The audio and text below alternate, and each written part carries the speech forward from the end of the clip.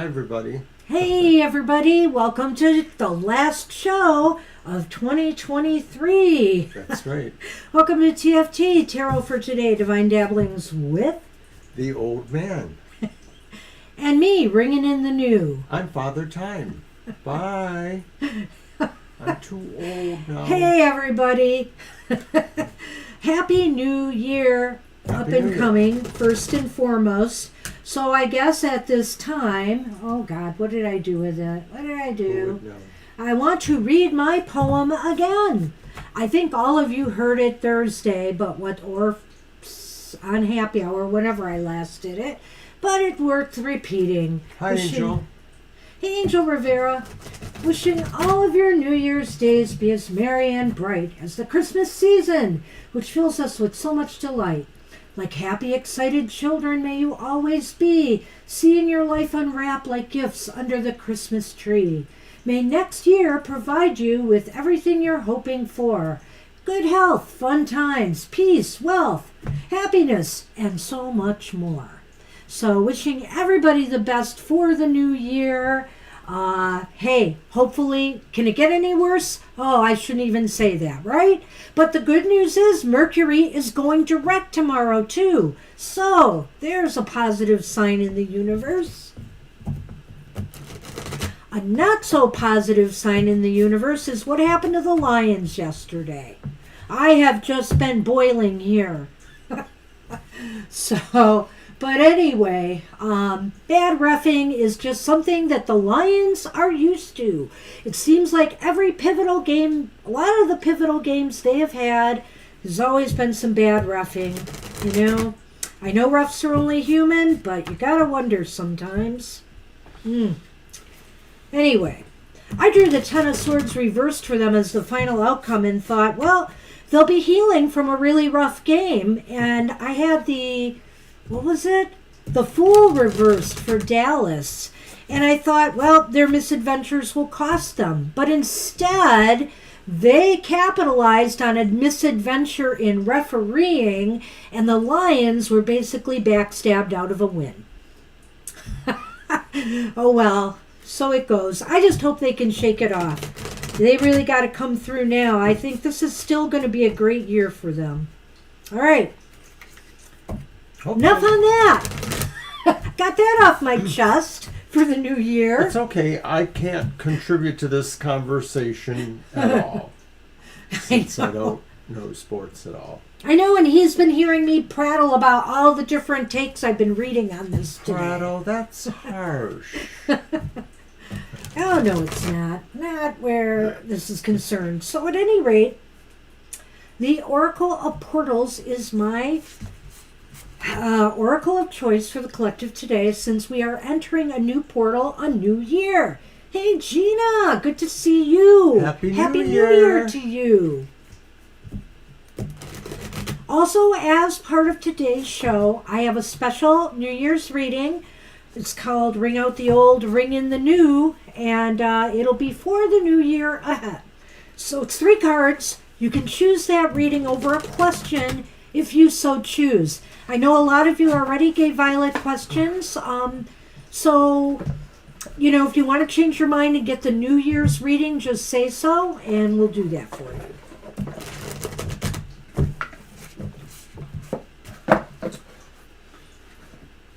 And, of course, I'm bringing out,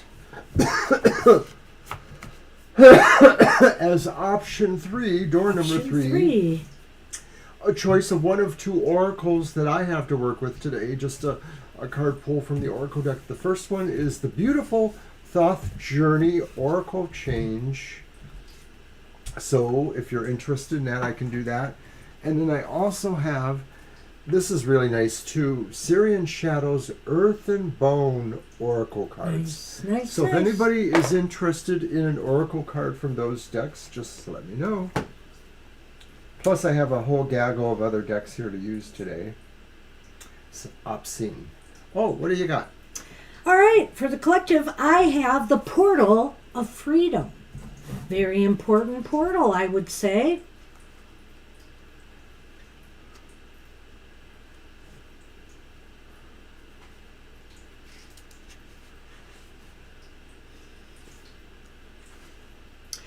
You are now stepping out of a cage and reclaiming your birthright to be free. Perhaps you are leaving a job, organization, or relationship that has been like a prison to you. Or your prison may have been less tangible. For example, even if you've moved on from the religion you were raised with, you may have internalized some of its teachings and are now liberating yourself from them. Or you may have been in a serious relationship with someone who frequently insulted you, and now you are finally releasing yourself from the belief that you in some way deserve those insults. Is this the bickering zone thing?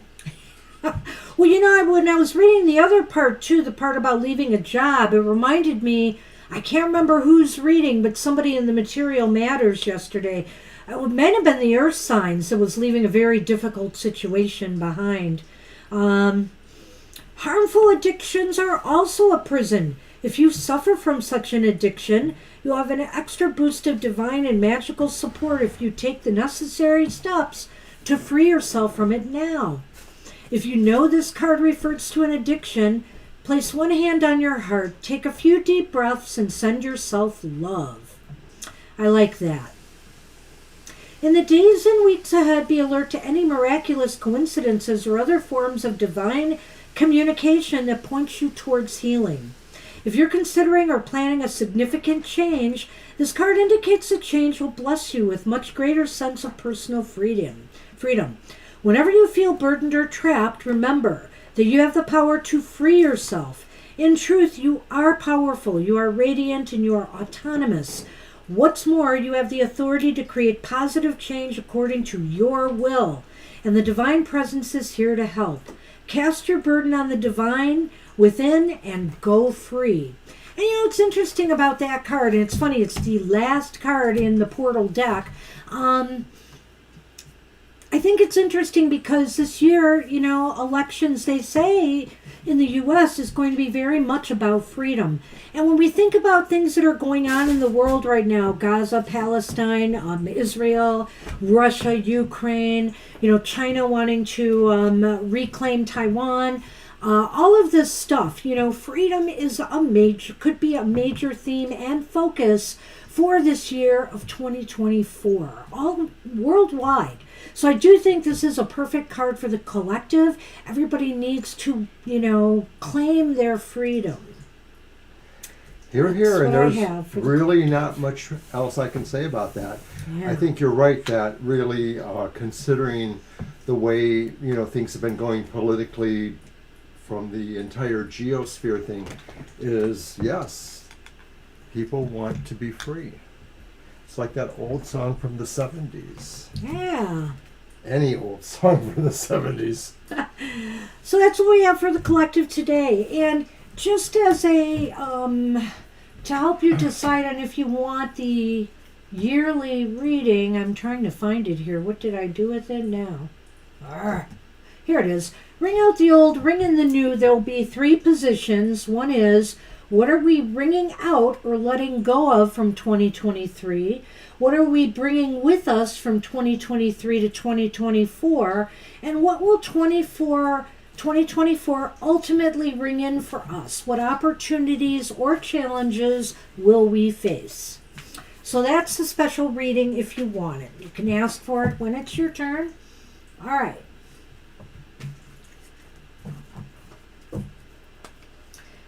And because it's after Christmas, I've decided to haul out some what I like to call after Christmas mints. Frango decorated Christmas mints. Yay. We buy some for some of the people we appreciate, and then we eat some too. We buy one for ourselves. And I just wanted to mention, thanks to our moderator Violet, and I hope everybody doesn't mind, following our protocols here. It really, like Violet has mentioned, helps us a lot in timing. We tend to try to give you as much value as we can for your reading, but if you're not here and if we have to call for you a lot, that drags our energy down as well as, makes delays. So it's really better if you leave your question, and you can always navigate back to it, because we'll just do it if we have the question. Otherwise, we call for you. Yeah, we can't guarantee that we will get to you later if you have to go. And so that way you could always come back and, check out your question. Otherwise, we have to move on, especially on days when we do get busy. I don't anticipate this will be a super busy day today, but hey, I never know. So what's our Lenormand? Oh, our Lenormand is still the Yule one last time, and I'll be switching it off for this season. Okay. You're welcome, Violet. And I, of course, will be shuffling those, Mr. O. Okay, so am I doing the question for Lena then? Yeah. All right, the New Year special reading. Oh. So do I lead them out one at a time? You can, let's put them out one at a time. All right.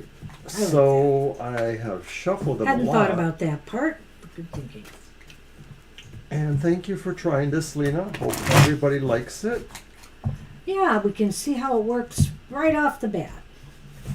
Just another one of those readings that pops into my head. One. Okay, I'm getting there. Hang on. I'm sorry, I got out of that page. Card 1. What are we bringing out or letting go of from 2023? And it's the Upright Knight of Pentacles. Well,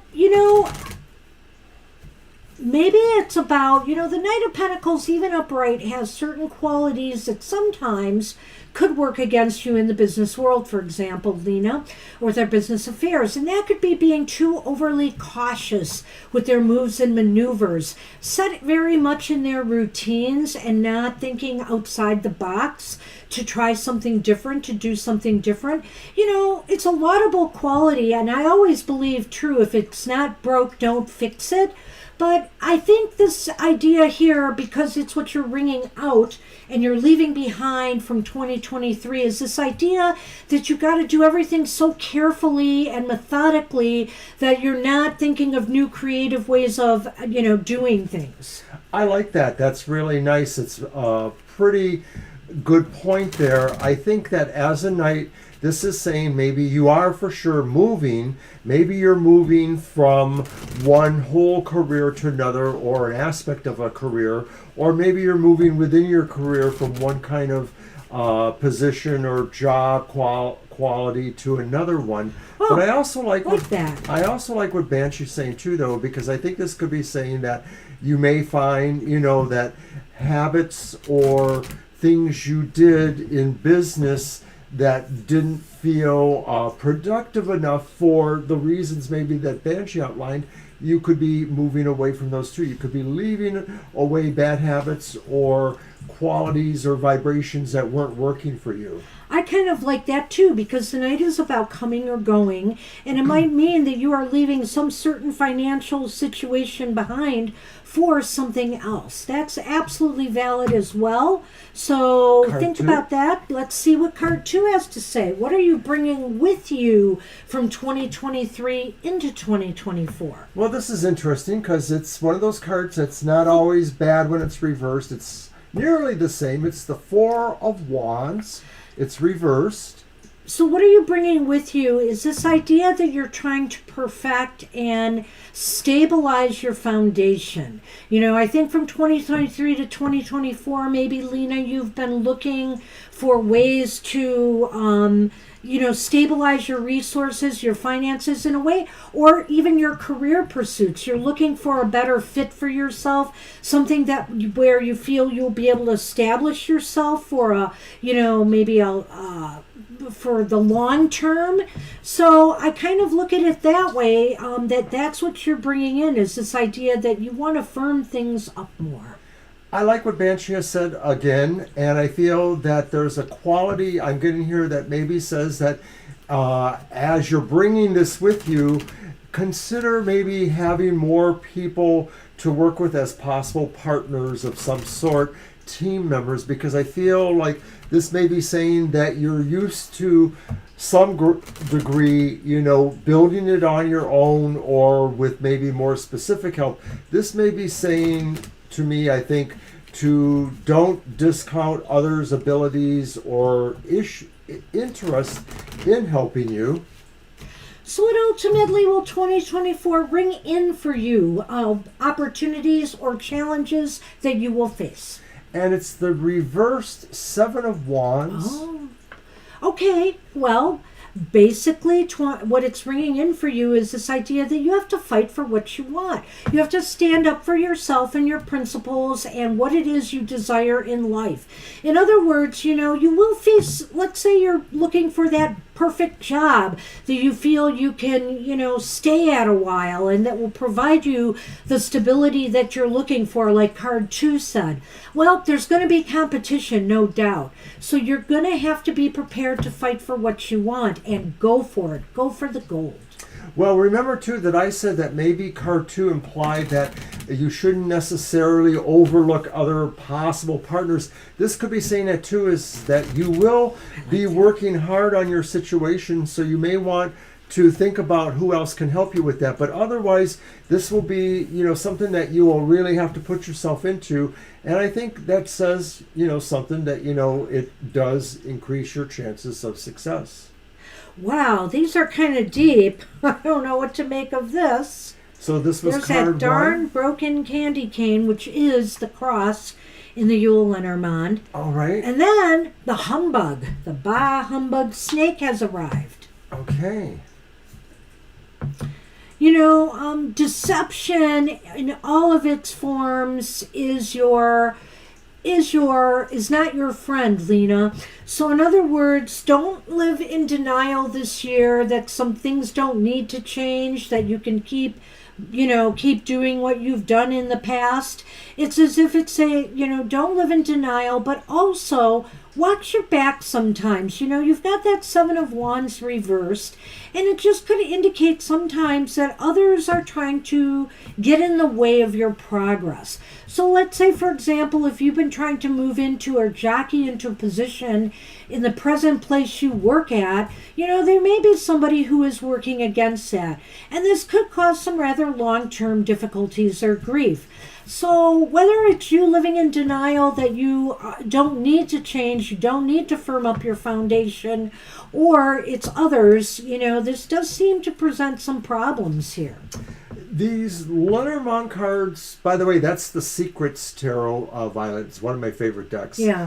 The Lenormand, Lena, seems to suggest that maybe, and I think it's what I've been saying, that, learn who you need to trust and try to work with them. That there may be people who are jealous or want, what you're trying to get ahead in.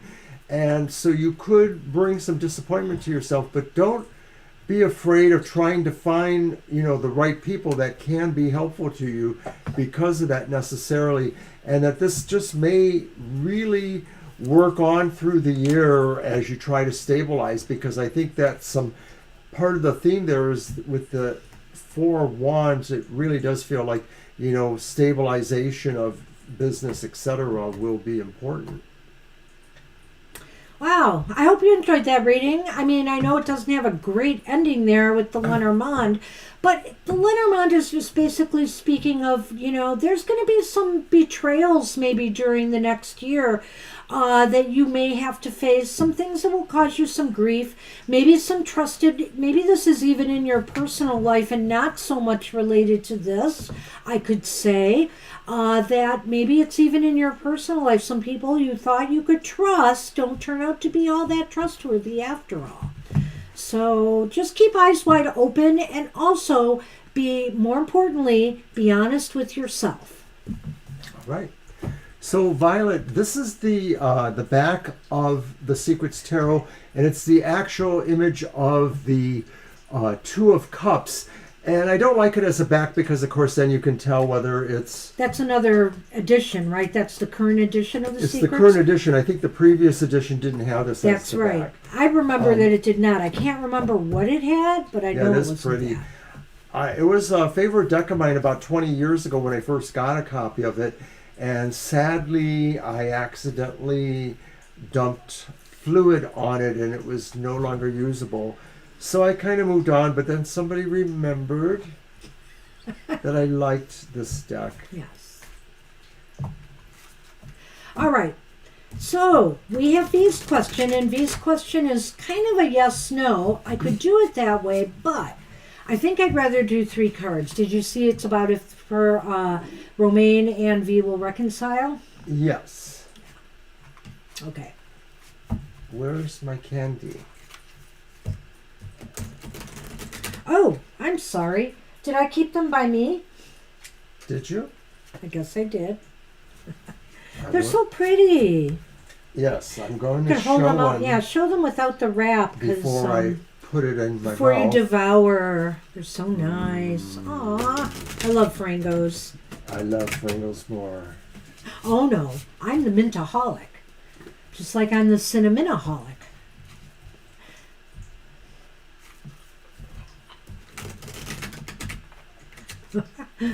All right. I think I want to see 3 cards. If we need a yes/no, we may do one, but all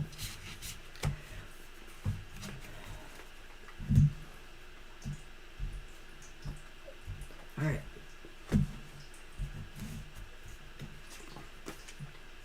Well, it's the Ace of Sticks or the Ace of Wands upright.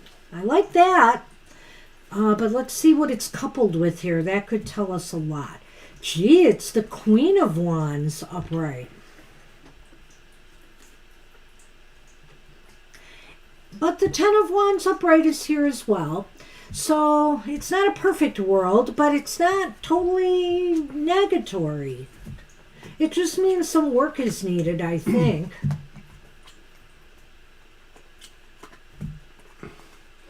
Well, in Lenormand, we got the kitten, which is like the dog. And then we got the sleigh whip, which is like the whip or the broom. Well, that's kind of interesting. I'm going to have a different spin on that, I think. You might want me to go see what I have to say on that first. I don't know if it will influence you, though. Sure. But, you know, it does seem like there could be a fresh start for the two of you. I think it's highly possible. You know, if you know, just make your presence felt with Romaine as best you can. You know, I think they do notice you. They care. They seem to be attracted to you, most definitely, which is maybe why I don't know if this is a relationship that's gone back and forth or what the case may be. But the Ten of Wands is here to say that this is going to require a little bit more effort on both of your parts. And I almost feel here that the effort is involved with working on issues related to broken trust. A sense of not being, feeling secure or stable about one another anymore. It's either one of you that feels that way or both of you that feels that way, maybe. It may be broken trust, because this is the friend card, the kitten, the dog in the regular Lenormand, and of course the sleigh whip is the whip. And so I just feel like, the sleigh cracks and it can hurt things. And so I feel like trust maybe was shattered here. Right. If I go to those last 2 cards, the feeling is kind of like that is really that struggle, that it's going to take a while to establish this level of trust. But a lot of the ingredients are really here, because you see the Ace of Wands, which suggests a hopeful, good beginning. And the beginning centers around the idea of networking, friendship, civility, common cause in a way. A fresh start. And then you have the Queen of Sticks, which is most likely you. You may have to be more of the provocateur here. You may have to be the person who kind of does some instigation here. You have to keep it, at a level that you feel can be appreciable by everybody here. But this is saying charm factor, major flow there.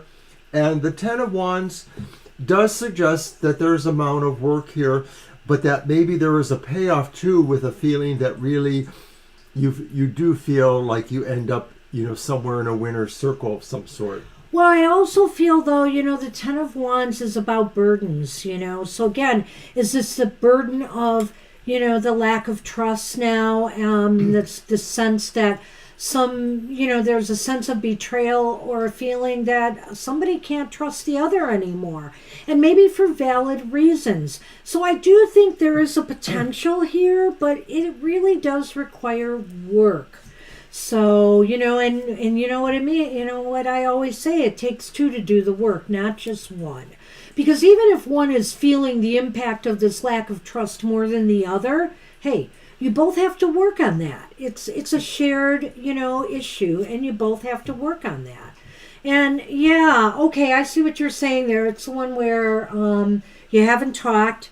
I feel like there is some strong desire or feelings here that Romain may have for you, or maybe this queen is coming out to say that maybe you just need to be a little bit more assertive in this manner and get to the heart of it once and for all. Either it's going to work or it's not going to, and you can move on. Like, for example, you did say that they keep following your social media. Maybe it's time to say to them, put up or shut up. Why are you even here if you're not talking to me? So that's just a thought, V. That's what, I'm sorry, that's what we have for you. I sort of feel it looks hopeful, though. There is some possibilities here. There is. All right, let's move on. Let's move on to Libra. Hey, Libra.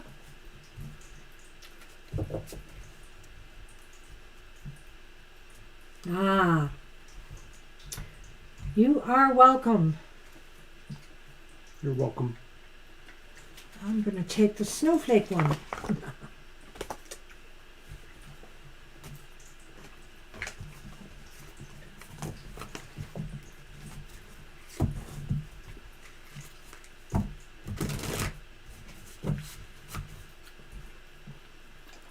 All right. Well, Libra. It's the hidden messages, and I almost feel like using the Secrets Tarot again. Go ahead. Why not? It is pretty. I love it. Not? And of course, I've used it in a couple contexts. I used it a while back on one of my iterations of Goth Tarot because I thought it was good to get to the heart of things. But more recently, we used it in Your Weird Week for a particular poll. The imagery is really nice for, thinking about things that maybe are hidden, subconscious, or secrets of some sort. All right, so are we doing the usual, your regular one, the three? Yeah, let's do that. Mm-hmm. What hidden messages does Libra need to know? All right. Excuse me.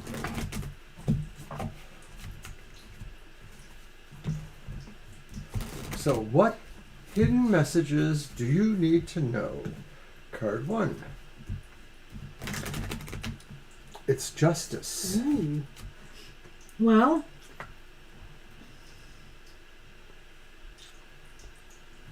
you need to know that an important decision or move or choice is going to be coming your way. You're going to have to make a decision that's going to fall on you. And you may not know it right now, but it's coming and it's really important. Or maybe you already know of some move or decision you have to make, but you don't realize the importance of it.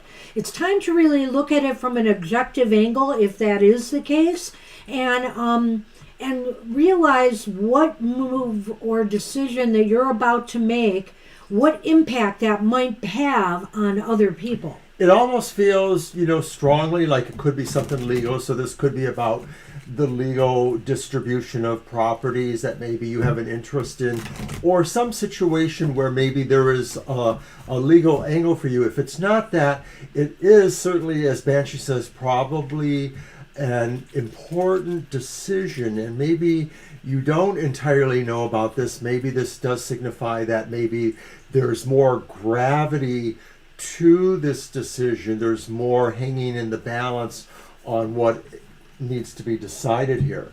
So, why is that important? As if that isn't enough. Card 2. Okay, it could be about monetary issues because we have the upright 4 Pentacles. And I wonder if this could be saying if somebody owes you money and you've been trying to get it back, maybe resorting to legal means there may be resistance. There may be, the idea that it's going to be harder to do, that there is resistance, to the person being fair with you. Now, it could be that it's not necessarily about money, but it may be about something that maybe you have a fair issue in saying, hey, this belongs to me, or this is something, of my intellectual property, or whatever it is. But that's why it's important, because you do feel like this is something you should be owning or you should have.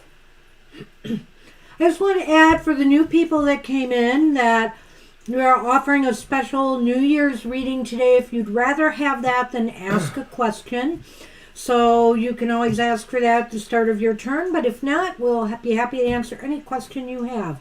All right, so why is this important? That's strength, eh? No, that's justice, What's which justice? you talked about. You're right. Why it's important is I'm the Four of sorry. Pentacles. I'm looking at that and you're right. So, okay, Four of Pentacles. So why is this important? It's basically because this is a decision. This decision involves something of value to you, something that you really care about a lot.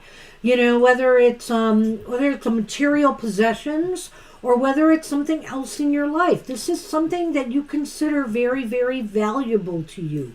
Because, the Four of Pentacles is about material possessions, but it's about the things we value as well, or what we place value on.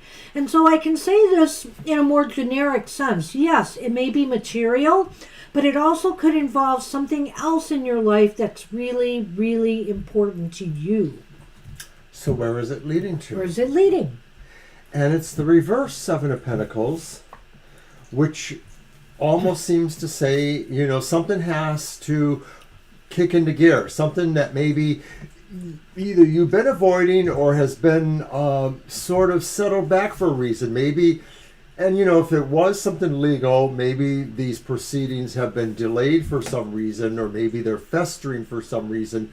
But I think this is saying that whatever the hidden message is about the decision you have to make, what is value that you need to keep, possibly, it's going to really become more important and or take off, that it somehow has some feet about it, some legs. Seven of Pentacles reversed. I don't know. I almost think what it's saying is that, you're just going to have to make it. You're just going to have to do what you got to do here.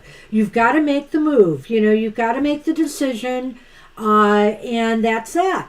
Yeah, but it's just going to happen. When it's reversed, it's like you've got to take action now. So one way or another, you are going to act on this. And let's see what the Lenormand can add to that.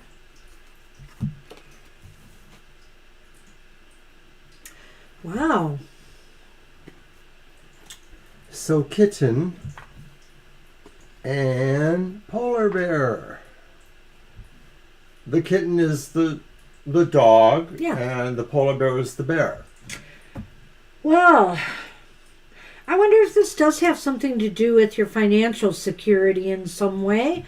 I'm not really sure. It could be because the polar bear is about financial resources and stability and long-term stability. The kitten or dog is about friendship, loyalty, trust. We've talked about the broken trust before. So I think here there could be other elements here. This could just talk about this involving a friend of yours, too, that is a very powerful person in and of their own right. This could have something to do with your relationship with a person. This could also have something to do with, like I said, maybe more your long-term financial security. So whatever the decision is, it's going to affect you. And I think that you're just going to have to rise up to the challenge. Another thing about the bear is that it could be talking about your own personal empowerment. You have to rise up to the challenge and remain loyal to what you truly feel strongly about, and what you really care the most about. Right, in that sense, that kitten or dog sort of moves towards the Four of Pentacles. There's similar qualities there. And I sort of feel like with the bear, empowering yourself to really decide to do something maybe is what that Seven of Pentacles is.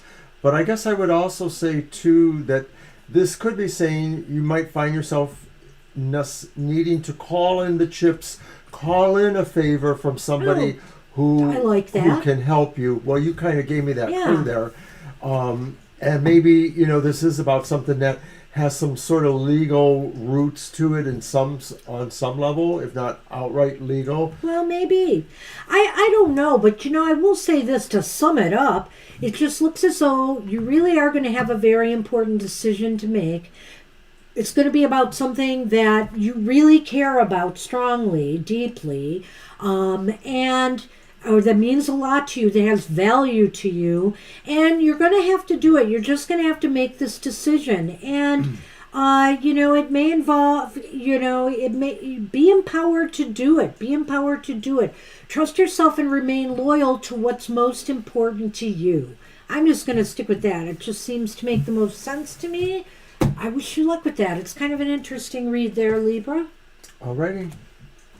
Sun Empress is up, and I'll be using the deck my son got me for Christmas, the Tarot Illuma.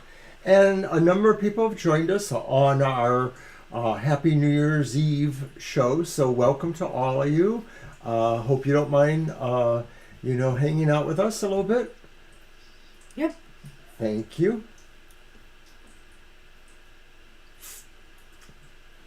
Don't forget to hit the like button, please.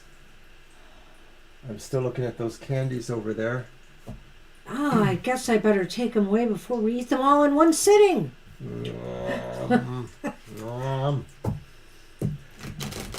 All right, so Sun Empress wants to know how coworkers at next job will view her. All right.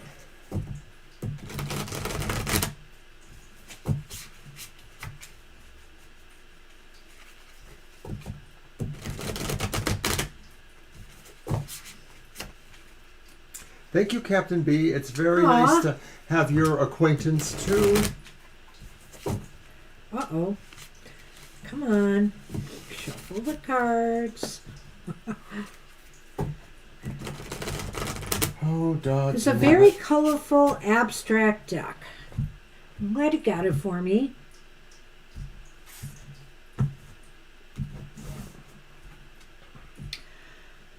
Oh, well, we have the...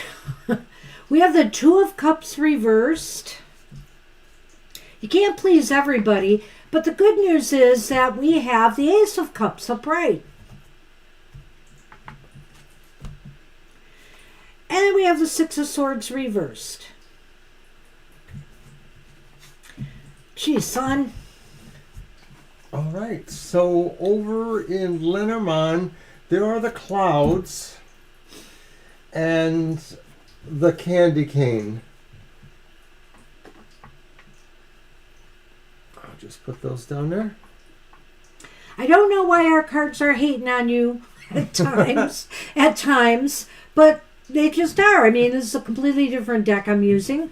I think here that things could get off to a really good start with the Ace of Cups reversed. Enter this job, this relationship. No, it's upright. I meant upright. I'm sorry. Okay. Enter this job, this relationship, very open-hearted, very receptive, and you're likely to attract some warmth back. However, not with the Two of Cups reversed here, just know that workplaces being what they are, there's always going to be someone who is not necessarily going to get along with you. And I sense on your new job, you are going to find that. You're going to find that out. And don't let it stifle your how do I want to say this? Don't let it stifle your ability to move forward, to keep producing, to make yourself, to make this job work for you. Don't let it steal your joy, put you in a more negative space. Because I do feel there is some love there. You would not get that Ace of Cups otherwise. But oftentimes we can let office politics and things with certain people overwhelm us. And I almost feel that's what's going on here with the candy cane and the clouds, the dark clouds facing the candy cane. It's kind of as if, you're allowing maybe, or you might allow one or a couple of relationships there to sour the whole thing to you and make you confused about your future there. And again, that's up to you. Sometimes some situations in workplaces, we do just want to let it go. I've certainly done that. But other places, it might be worth the battle to just let these people do what they do and just keep moving on, moving forward, doing what you've got to do to succeed. Well, you left me nothing to say, really. But that's very close to my feelings too, Sun Empress. I feel that this is a job you'll really love. Whether or not it's the best job for you, you'll really love it. That's the one there. So you won't really want to leave that. You'll want to stay. You won't want That's true. That's about staying. You won't necessarily want to be pushed away. But it is possible that some disharmony or distrust between you and another, or maybe more than one other, will be problematic for you. And so that is the overall idea there. I don't really think it's going to be most people. I think it's more likely, no, I don't either, going to be one person who won't really like you. I think most other people will more or less like you, but it could be the kind of situations where maybe, there are people, I call them, according to a book that I've read, an antagonist in the church. There's somebody that maybe tries to countermand authority of other people who should have the rightful authority, or they do gaslighting of people to try to present them in a non-favorable light. And I sort of feel like this could be that too. There, the candy canes in the cloud. So I feel like Banshee's right. You just got to sort of keep on and refuse to move if you really want to stay there. So that's what I got. And so Leonard, that's it. That's what we have for you. So I wish you luck. I think that I don't think I've ever been in a job where there hasn't been some issues like this. But some are more easier to deal with than others. So good luck with that. Good luck, son. And we're on Siama.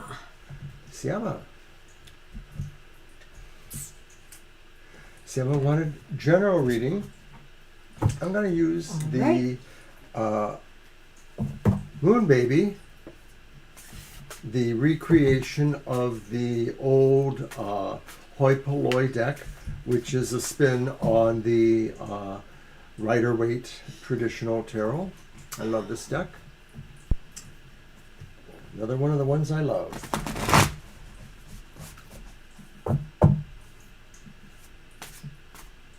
I wonder why I can't do that now.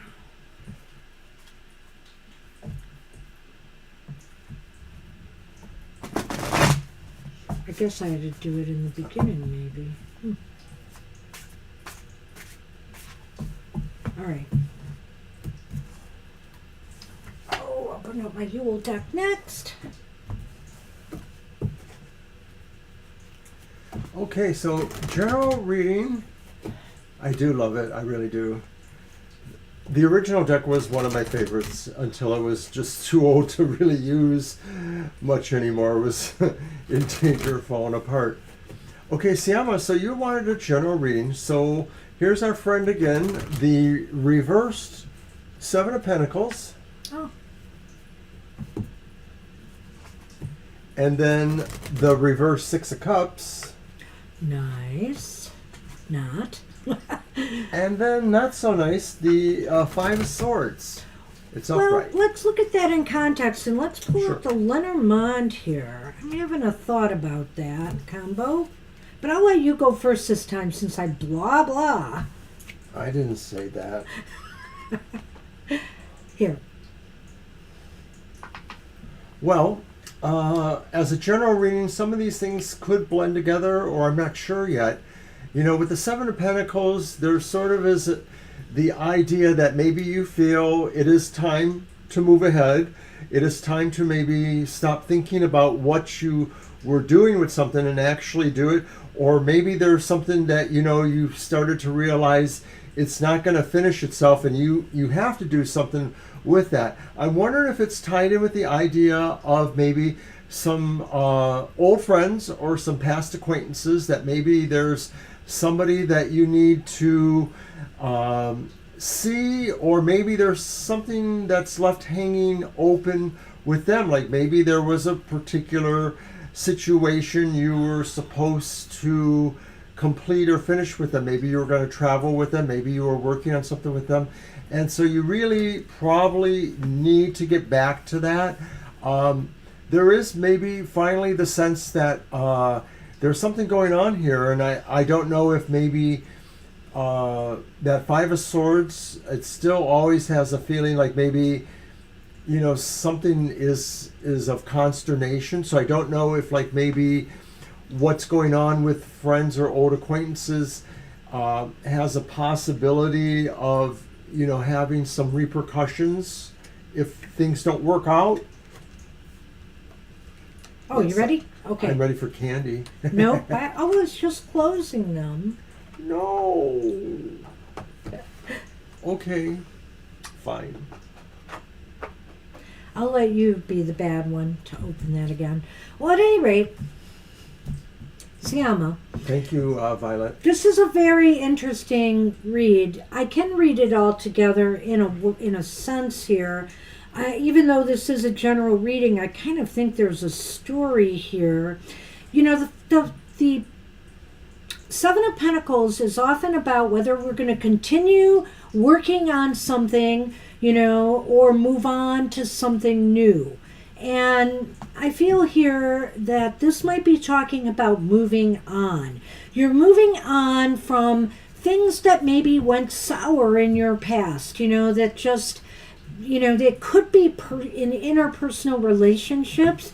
It could also be in problems you've had, in particular job or career that you were at. Either you just couldn't, either the environment just didn't suit you, or, it made you feel more agitated, aggressive, not happy.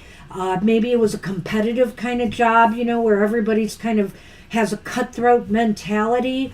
Or it's friendships that really hadn't served you, that were very argumentative, people who, relationships, people who talked down to you, treated you aggressively.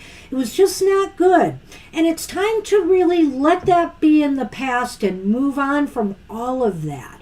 There is, whatever in your life has caused you anger, bitterness, anything you're holding on to that has bitter feelings from the past, it's time, with 2024 coming, to let the past be the past and move away from all of that. There is luck for you in taking baby steps forward and starting to, look for new things in your life that will, that you can grow into, as opposed to reliving these past experiences. That's a pretty interesting take, and I can kind of see why you did all that. So I'm sort of having to reconsider that maybe this has more going for it than I might have thought. But regardless, I mostly do agree with the final assessment that really you will be wise to and lucky to really approach your solution here carefully. This could be that maybe there are people who you need to move away from yourself, but you have to do it a little carefully for a number of reasons. So I don't know if you can relate to that or not, Siama, but that's what it looks like. It looks as though you need to dial down things that are making you feel too stressed and angry, and start working towards, making small steps forward to just improve the situation, your situation, and let the past go. Let past animosities go. It really doesn't serve us well to hold on to things that caused us bitterness, because it does kind of taint us, taint our hearts. The best thing to do, and to ensure that nobody else has gotten the upper hand on you, is to let it go, is to show that you're bigger than all of that and that you don't need that kind of baggage in your life. All right. Good luck with that. We're on Preeti. And Preeti also wanted a general reading. Okay. Those are going to be mine. I wanted to post a New Year's reading in our discussion thing, and I can't find a way to do it on here. It's not letting me. You mean in the side chat? Yeah, in the discussion, here. Yeah, I can't do it. Okay. So I don't know why. I can't. I don't want to put it in the chat because it would be too long, so probably won't be able to fit let's see. Maybe I can help it somehow. No, it's okay. I don't know why that happened. I just can't reply right now or make a comment right now. Yeah, I was just going to put it in as a comment. You're in welcome, the discussion. Siama. Maybe because we're live? I don't know. Maybe I had to do it before the show? Maybe. I don't know. All right, so we're on Preeti. General read. Mm-hmm. All right, Violet.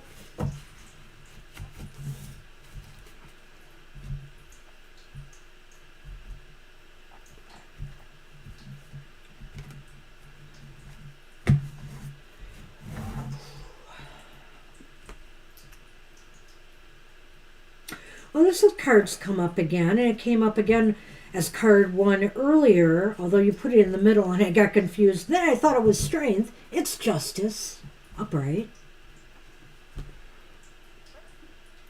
And we got another major arcana here. It's the Hermit, and in this deck it's called Father Christmas, is reversed.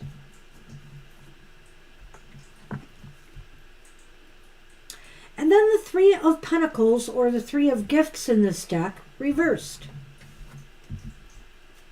All right, so let's get the Lenormand going. I'm going to think about this a minute.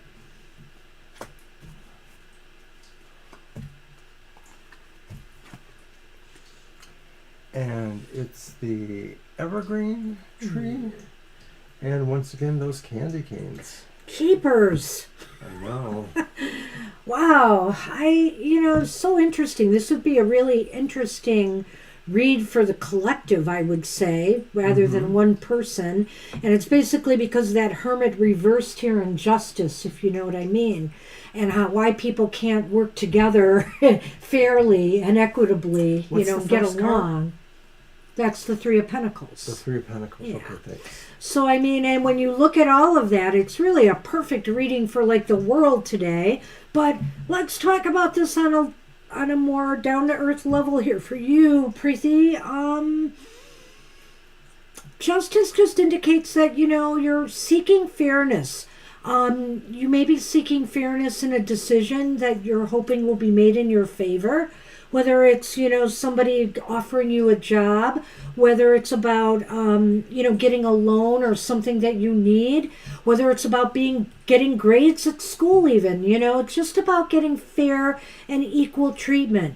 Or maybe you yourself are working on such issues. I'm not going to rule that out, that you might be working on a social justice issue, because we do have the Hermit here. And the Hermit is about sharing your wisdom and knowledge with others. When it's reversed, it's about sharing with the world, or maybe in this case, working for social justice with the world in some way. So, there might be something going on even right now in your community or in your society that really, you're kind of hoping to help, see that justice is done, or that everybody is being treated fairly. This could even be in a place that you work at. Sometimes, when bad decisions or mandates come down from the people we work with, employees will rebel or they will protest. And so, or strike for that matter if there's unions involved. And I really do feel here it is affecting, whatever this is affecting the cohesiveness of a group. People being able to work together in a harmony. This is a real bizarre reading, I know. I wonder if you can bring it back down to earth more than me, because wait till I get to that. There's a sense of something about this being collaborative. So, like, maybe this is something that you are doing either with community members or with people that you may work with, or possibly in your family. And I'm seeing that here. Okay. And I'm seeing like there's a sense that maybe, there others may want you to take more of the lead on that, and maybe, you feel challenged a little bit. Maybe you don't feel like you comfortably sit in those roles, but it looks to me like you are going to be there despite that. And I do feel, I can't really give much more here other than that I think Banshee's right. This is dealing with a sense of injustices, and you just find yourself as really not feeling like you're ready for this, but knowing that you more or less have to kind of just forge ahead and do it. And so with the candy cane and the tree, it's almost as if whatever the situation is, it's causing a block or some anxieties over, your ability to either maintain healthy relationships. I do like this because, I thought about this. The evergreen is about family. And the tree, it's about family and it's about roots, but it could be about community, our more localized family. It could be about your work community. It can be also about learning and growth. And I feel like whatever is going on here, this injustice, this unfairness, is kind of blocking your growth in some way. And I'm not saying it is unfair per se, just that you want justice. You want to be treated fairly so that you will grow. But you're having a lot of anxiety. So that's why I'm thinking, do you really feel you're getting justice? And that's why, with these other cards, especially this one here, it almost seems like there's some unfairness here. There's some inequity. And I just feel this kind of reiterates that, but that it's really something that's bigger than just yourself. It affects people that you work with or you care about in some way. And so this is sort of like saying if you do it right, you're really helping everybody. You're helping the whole situation to repair. Hi, Firestorm. I know this is a very strange reading. I guess if I had to break it down, I don't know if you're working right now or not, Preeti, but this could be something on a job. You want fair treatment. Maybe you want everybody to be able to do their fair share. Because you put yourself out there. I mean, you're putting yourself out there. So it'd be nice if everybody else could too. This is just came into my head, so I'm going with that. And, there's some long-term feelings here that this could affect your growth and development if this continues in the route it's going. So that's what we have for you. Good luck with that.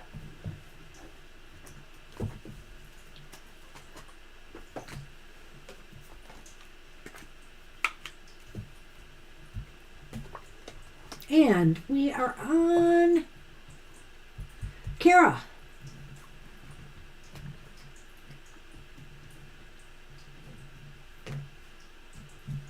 Oracle of the Bones, top and bottom.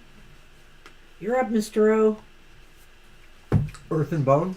Oracle of the Bones, whatever it is. It's Earth and Bones, probably. Top and bottom. All right.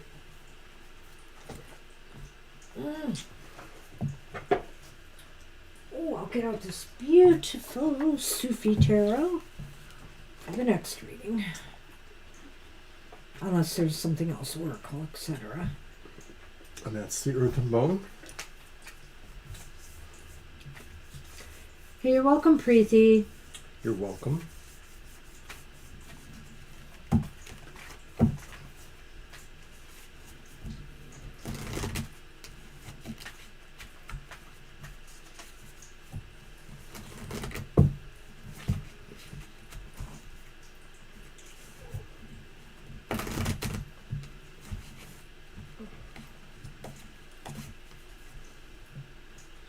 Nice. Ascension. What's on that card? A saying? Underneath? Yes, underneath this is saying, which is also in the booklet. Okay. Transformation, end of cycle. Beginnings, change, metamorphosis. Okay.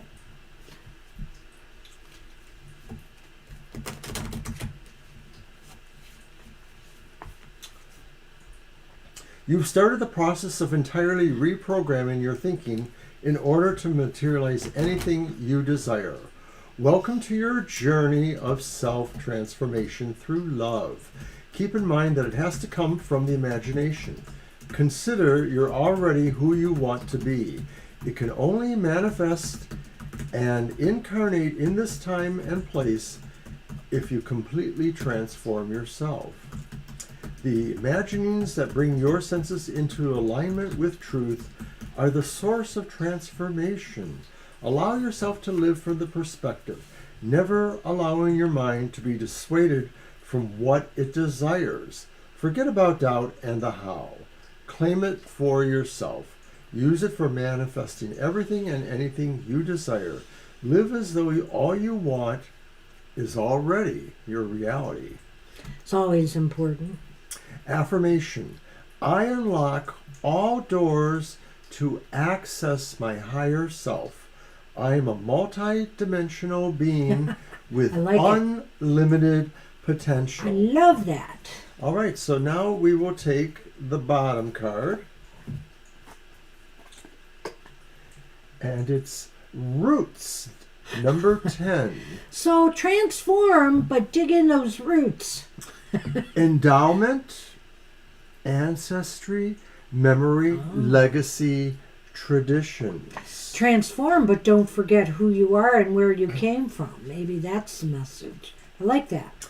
Leaving your stamp on this earth and leaving behind the memory of who you are is leaving a legacy of love. Tell people that you love them verbally or through acts of service. Leave a memory of who you are in a positive way. Impacting other lives with your light is the only lasting legacy a person can leave. The greater understanding is to be remembered. Love is the most powerful emotion to create lasting results, to remember those who we've touched or left a mark on, so that it is our memory and legacy will live on. Your legacy is one that is unique. The amount of lives that you can touch by sharing your gifts and talents is one that will leave a lasting impression on future generations.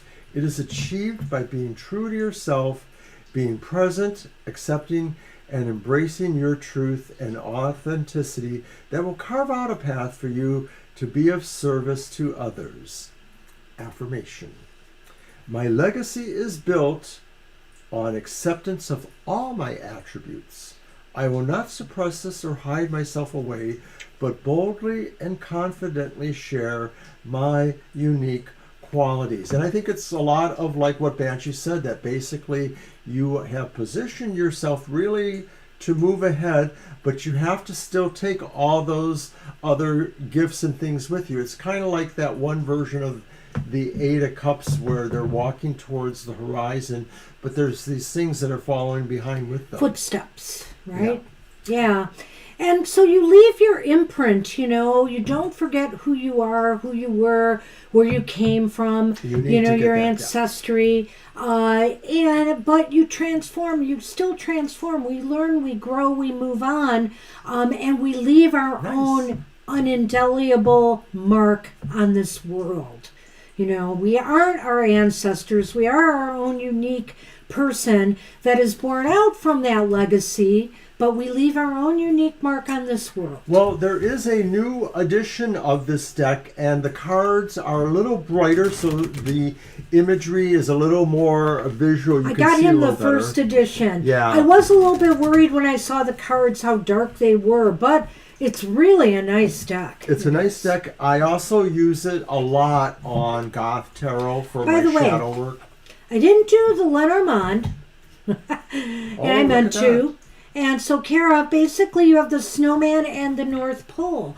I feel here the snowman in this case is you, and that you have, it says to transform, right? And revision yourself, but you have to decide just exactly what that means to you, What direction do you want to take this transformation? What in your life needs to transform? It's almost as if you are now at a crossroads with that.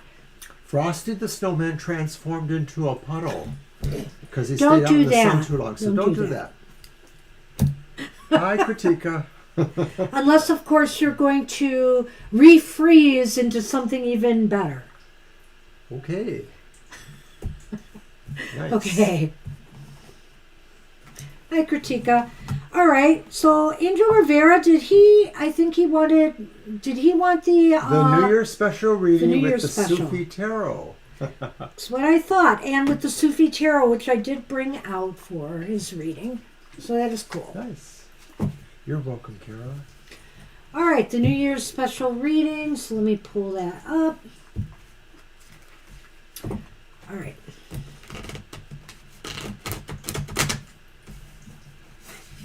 So, anybody else who came in late, we are also offering this 3-card reading in place of a question, and it's for the new year ahead. So, if you listen to this reading and you decide you'd rather have this reading, you can change your mind. Okay. Do you want that whole thing in there, or just the part that says special Yule 3-card? What do you want? Oh, no. The thing up above that says ring out the old, ring in the new. That one. Okay, And stop after that third line. What will Maybe I can 2024 paste it in there that? for you. Let me see if I can do Okay. that. I will try.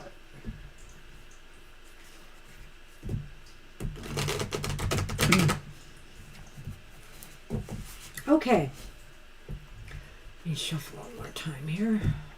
Whoop.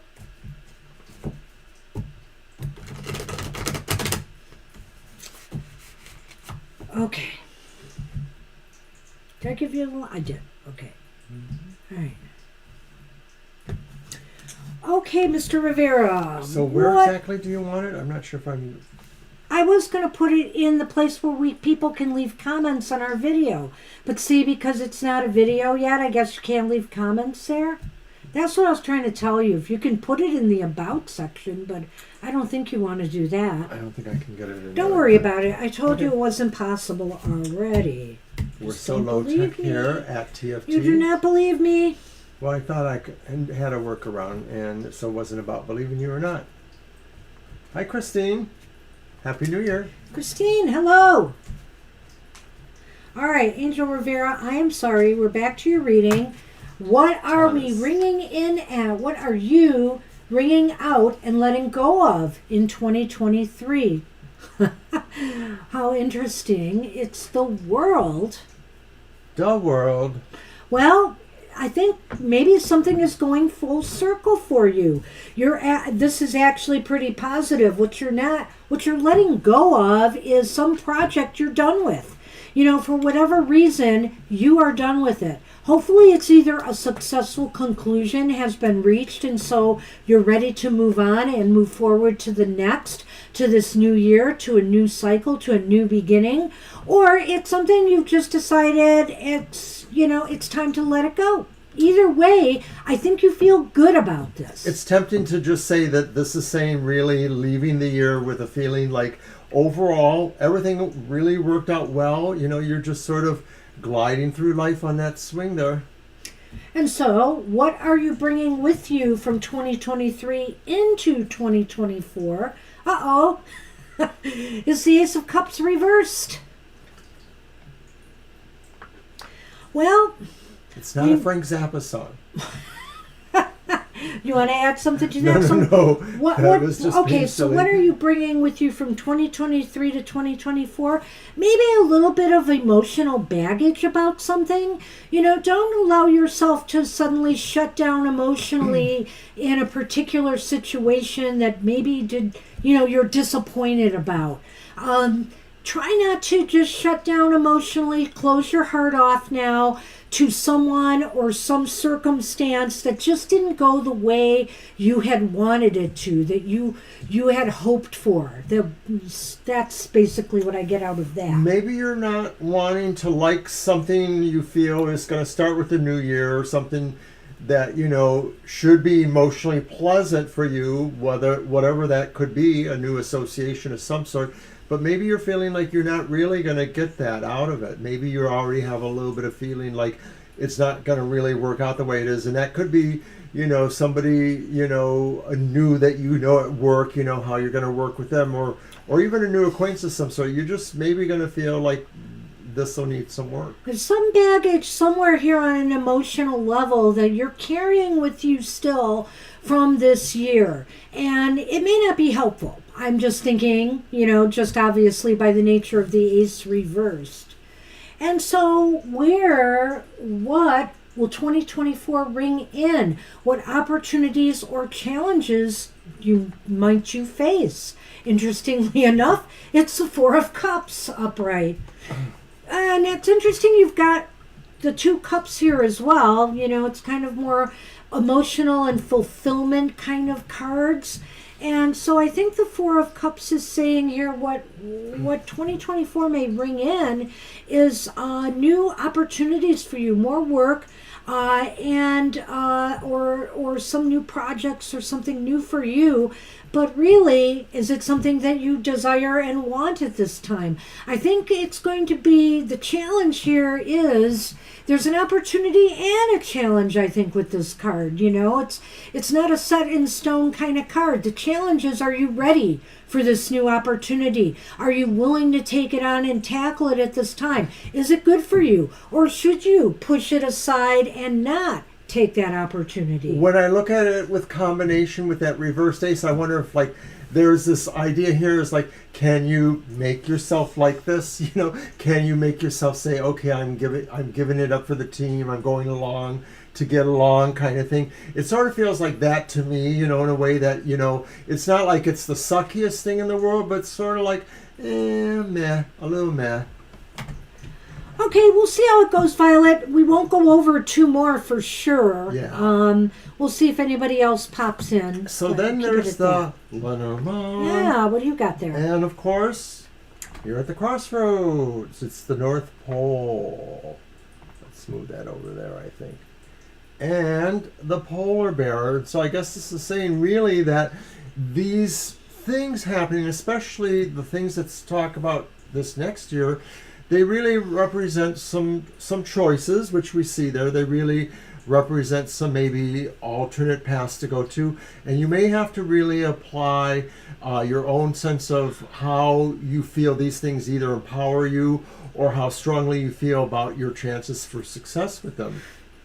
Right. You may be questioning whether you have, enough of the chops that you need to pull this off. You'll be at a crossroads thinking about, the crossroads fits right in a sense with that Four of Cups there as to whether to take on something new at this time, whether you're ready for it, whether it will actually be good for you and empowering for you. And also maybe you're thinking more long-term and more long-range this year as to whether this is going to be good for your growth moving forward. So, because I think the polar bear in a way talks about that, security, financial security and stability, or material security and stability. So is this really good for your life right now? Is this something that you can really fit in and do? Like I said, I really feel that North Pole ties in with that Four of Cups. All right. Good luck with that, Mr. Rivera. I hope you like that reading. And I love Gina's question. That's so poignant. I didn't read it yet. Oh, don't you love the tree? I love the tree. It seems like it's always been here. Let's do the portal deck. That sounds awesome. And it's funny, Gina. You're welcome. As you know or maybe remember, yesterday was the 5th anniversary of my brother's passing. And I've been thinking of using my Beloved Dead Oracle, and I never got around to it to see if he has a message for me. I'm going to have to do that today. I'm so glad you brought up your sister. I forgot about that. That's right.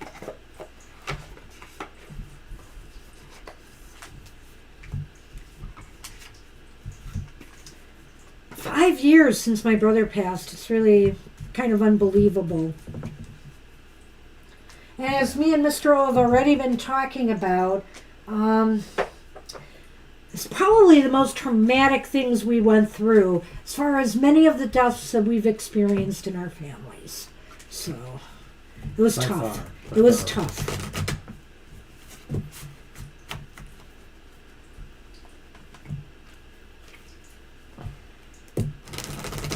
I absolutely will, Gina. Let's see what your sister has for you, though. I'm going to let you shuffle too, Mr. O. Okay. And this one, and then cut them for me.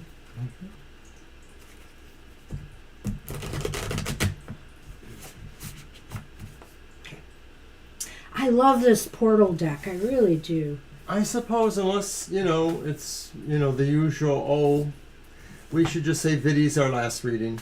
Okay. Because we are at Well, we were after, close enough to the end, so let's do that. And the time-wise, we're going to go a little bit into overtime anyways. Well, I know Victoria's not going to come today because she's very busy planning for her haunted New Year's Eve event at the Haunted Brothel Hotel. All right. I hope that goes well for her. I do too.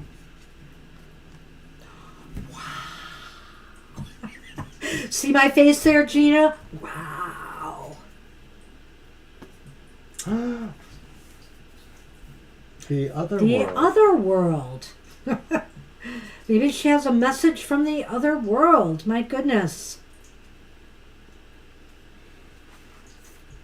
All right. Well, what this is saying, though, is the other world is beckoning.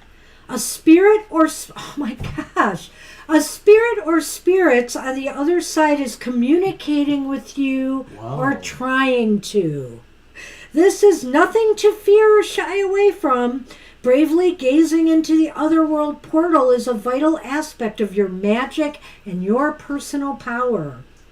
This card could appear as validation that you are a natural medium and that mediumship is something you will enjoy pursuing. Or it could be telling you that you have a loved one or ancestor on the other side who's been trying to get your attention. It could also be alerting you that there's a stuck, unhappy ghost in your home who would benefit from receiving your assistance with crossing into the light. If none of these messages seems to resonate, or if you're not sure why you've drawn this card, you can also make contact with the other world directly to learn whatever the spirit wants you to know. Light a black candle, light some copal or sweetgrass incense as well. Call on the divine in a way that feels powerful for you, perhaps invoking Archangel Michael, I know you're in with the archangels, to surround you in a sphere of protective golden white light. Ask that only positive and loving energies can enter that sphere. Then close your eyes, take some deep breaths, and center your mind. Now open your consciousness to whoever is present on the other side and who is there. When you see a face in your mind's eye or connect with a name or a presence, ask what the spirit would like to communicate with you. What do they want you to know? In what ways would they like you to assist? If you feel guided to perform a space clearing on your home on a sunny day, invoke the divine and ask one or more angelic helpers of your choice. Ask for support in helping escort any stuck or wayward spirits into the light. Then open all the windows and doors on the outside. And isn't that what we do at New Year's Eve and New Year's Day anyway? We do that to clear out our space. So it is a good idea right now to do that anyway. Light some copal incense and move around each room and area of your home in a counterclockwise direction. If your incense isn't already on a plate or dish, be sure to hold one under it to catch any burning embers. Then extinguish the incense or let it burn down. Thank the divine helpers you're invoked and close the doors and any windows you'd like closed. Rest assured you have access to whatever wisdom you need to know. Relax and tune into your intuition and take action as you are guided. I had to read this whole thing. I normally keep out some of her magical workings and stuff, but for you, Gina, I thought this would be helpful. And I really think here she's trying to communicate with you. That is what this card is saying. And I feel that, if you really meditate and maybe do a little bit of that protection work or invoke the archangels as suggested in this reading, that maybe the message won't come clear to you at that moment, but you're bound to get some sign or some synchronicity with the message that you're looking for. Seems that way. Oh, I pulled Lenormand. The child.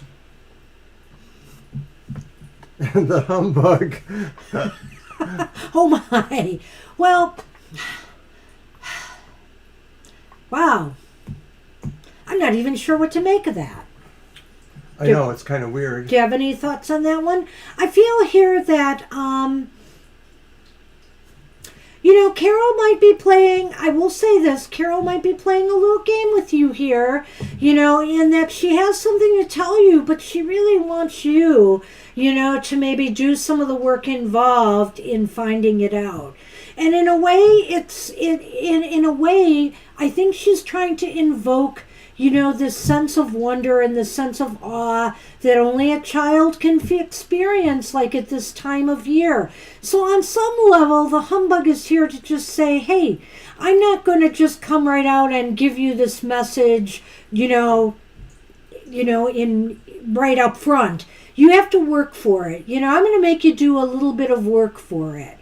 So don't expect this to be very crystal clear and just, bam, it's here. You got to do a little bit of work for it. Well, because the humbug is the snake, is it possible, though, that maybe Carol is trying to say there is some sort of minor deception going on around you, that maybe she wants you to understand or relate to, something that's going on in your environment that you should be aware of, somebody that's trying to pull the wool over your eyes in some respect, and that maybe, this won't be really something you can find quickly. It may be something that has to take, the child steps to discovery.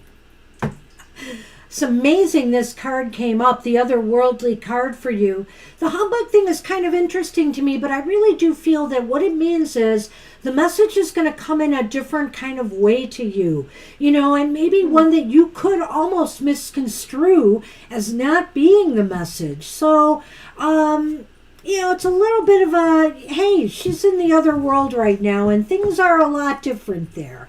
And the way we communicate with one another isn't always just bam, like that, So it's really interesting to me. Wow, I just think it was awesome. Thanks for asking that question. And, wow, good luck with that. And I'll let you know how it turns out with my beloved dead cards and my brother. Which, by the way, that's a really cool deck for speaking to the dead or getting messages from the dead. I really do feel I've really attached to that deck. Anyway, but I love this deck, and in particular for turning points in your life, like 2024 beginning and stuff like that, and also messages like this one. All right. Hey, you're welcome, Gina. You're welcome. Happy New Year. Happy New Year. Thank you. All right, what are we up to here? We're on Peacock, right? Yes. How do you want to do that? I've got to look at it again. I think it moved up a little bit. Oh, there it is. Can I have love and finance reading for 2024? We could do 2 and 2. Sure. Let's do 2 and 2 on that. All right. So I'm going to use my English Magic Tarot. So the first 2 will be about love, and the second 2 will be about finance. Okay.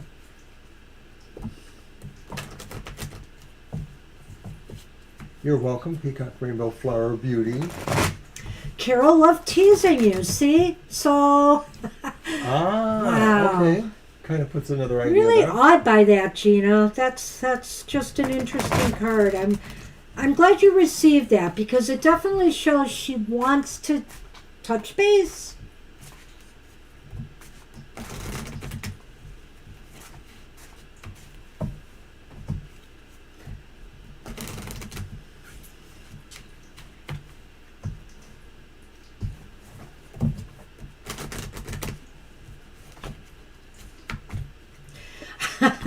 I thought about getting that for you one time, Violet, as a gift, but when that other one came out, The Beloved Dead, and you're a medium, I just thought, okay, I would have to get that for you. So in love, I pulled these 2, the Fool and the 2 of Swords.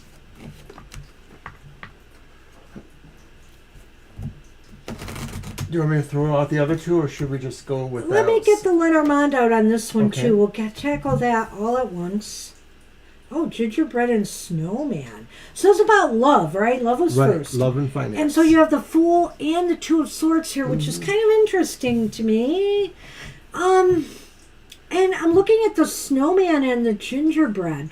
Well, the Fool indicates, I think, perhaps, Peacock, that there is some positive energy for you in love this year. I don't know if it's with a particular person per se, or whether it's actually somebody out there. It does show that somebody is out there for you.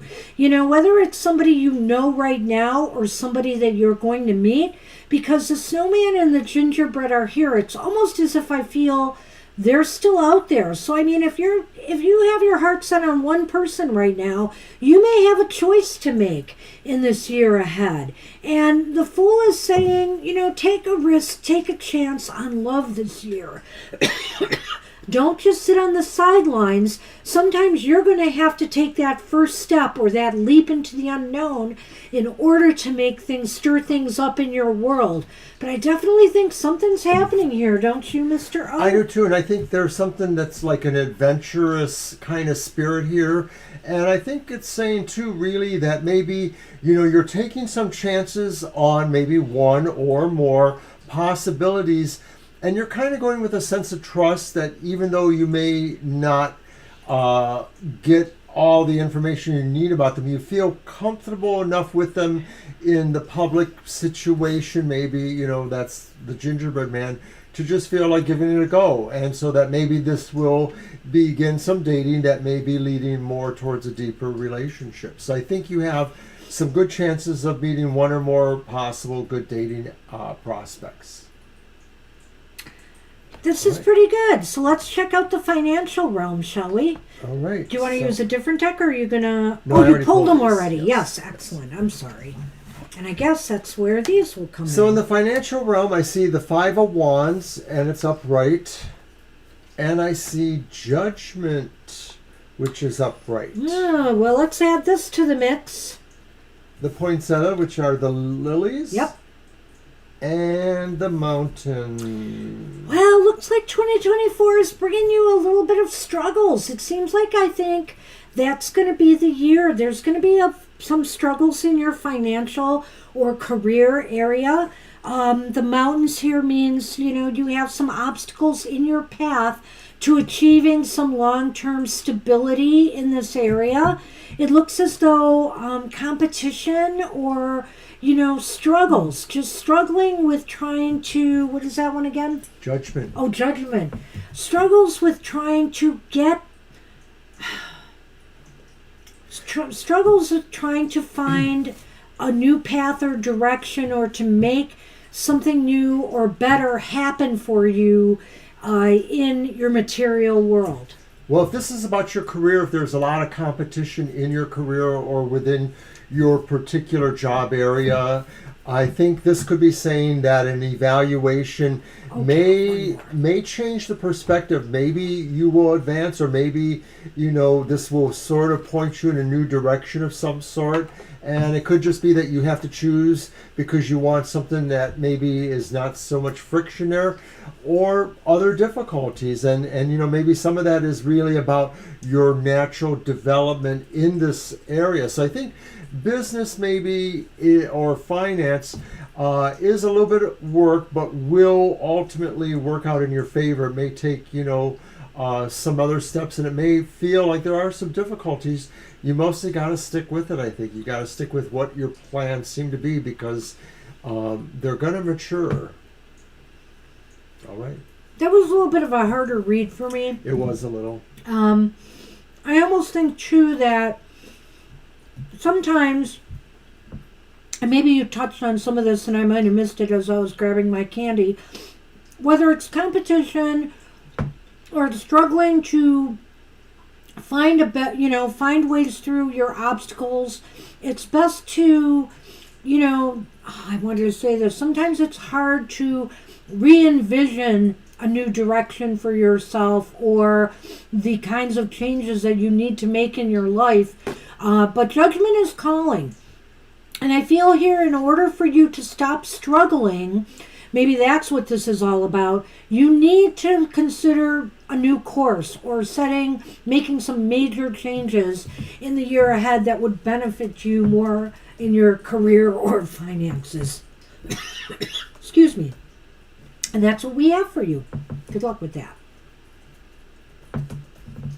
I seriously am done with candy. And you are too.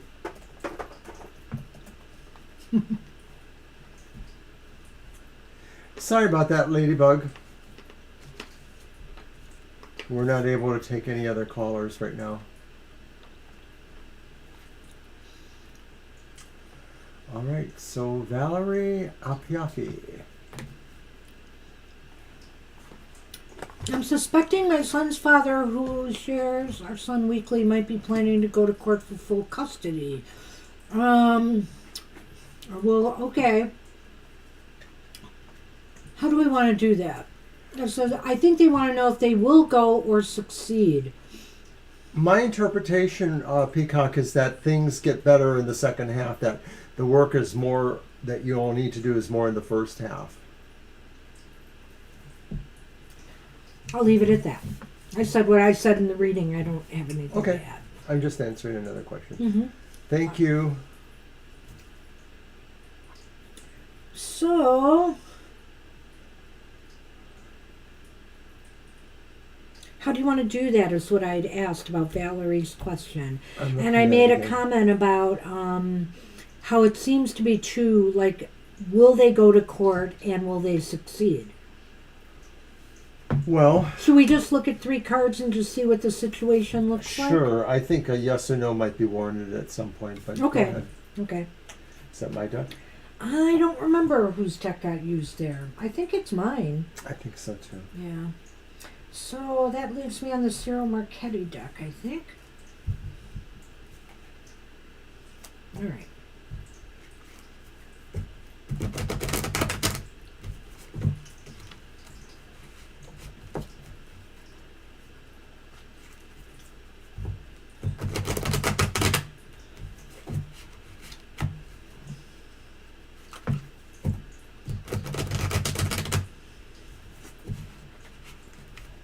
So we'll be back Thursday. It'll be our first broadcast of the new year. I think that's the 3rd. At 7 to 9 p.m. Well, all right. Well, we've got the moon upright.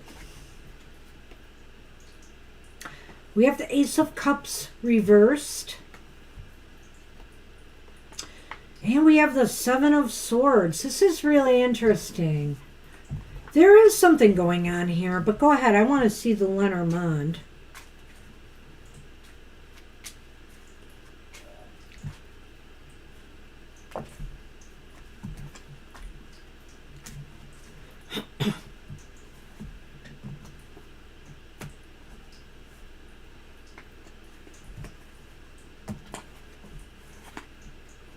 Oh my. The birds. And Humbug, which is the snake again. This is tough. And, you know, remember, this is just a snapshot in time, this tarot reading. Valerie, we're just going to try to tell you how the cards look at the situation. It's just a card reading, so take it for what it's worth.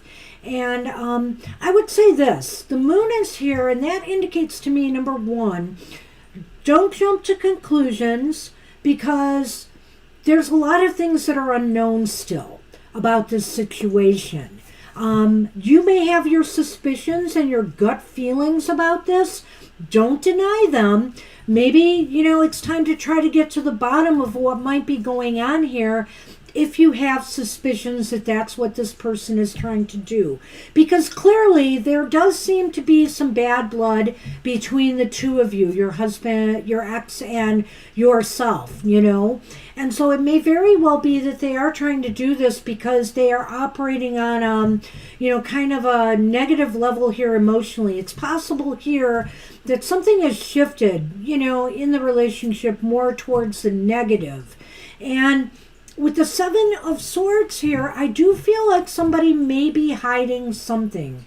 The Seven of Swords is up right here, and somebody is not being either totally honest or upfront, or they're keeping some information back for their own reasons. I will stop there because I certainly have more to say. Well, to me, that Seven of Swords has more to do with maybe not so much keeping secrets, but of secretive actions or of deceptive actions. Okay. Or of trying to do things that maybe you don't want to be known.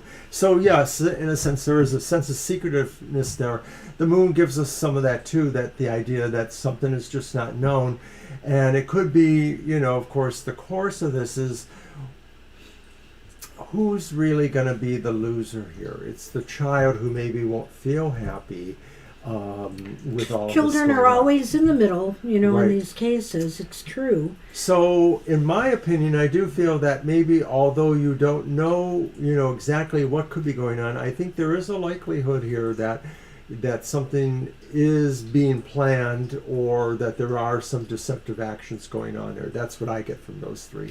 I do kind of get that. And I will say, having two cards that talk about uncertainty and things that you don't know, but you have a gut feeling about, and then here where people are, where somebody may be doing something hidden or, sneaky kind of card, and you couple, and then the relationship card in between, and it's reversed. And I feel here that whatever's going on here, let's just say, is not healthy for, this situation.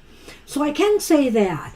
And the humbug here kind of reinforces a little bit of this with the birds, because the humbug talks about sneaky behind the back behavior. Snakes are, snakes have a lot of symbology and magic, and in different cultures. Sometimes the snakes is about transformation and rebirth. But in the Lenormand, it never means that. It talks about betrayal and sneakiness. And here we have the birds, which is communications. So either somebody is not communicating their intent, or maybe there's some gossip going on too that is not helpful to this situation. Well, those birds itself could just be saying that eventually you are going to hear what this is about. You may hear what these innuendos or gossip is about, but it could also be, of course, what Banshee's saying too. So I agree with that. So I think overall the idea is that probably your suspicions are probably more correct than not. Will they be successful? It's really hard to say at this point. I kind of feel like it may not be. And maybe the possibility is that they're thinking about doing this, but they may not follow through. It all depends. I think that maybe, do we need to do a yes, no, or do we want to let this stand for I'd now? like to do a yes or no. Okay, let's do a yes, no. This deck? Let's just ask if this will be successful. Yeah, we'll use this deck again. So we don't need the Lenormand out for that. We'll just see.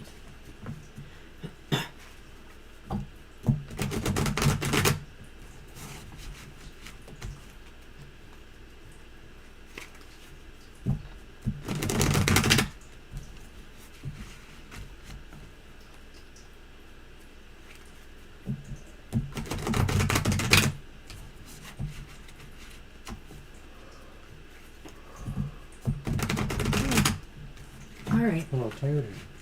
Getting tired? Yeah, well, are we getting towards overtime? Not yet, but close. Yeah.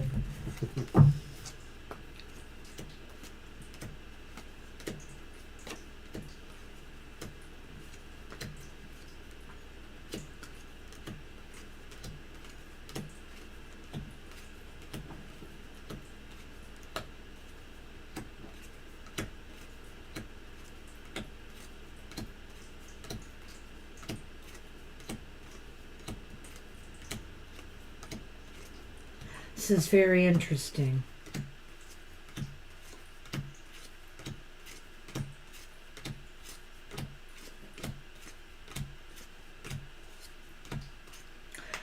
It's leaning towards no, that this would not be successful, or in my mind, maybe that they won't even follow through with it.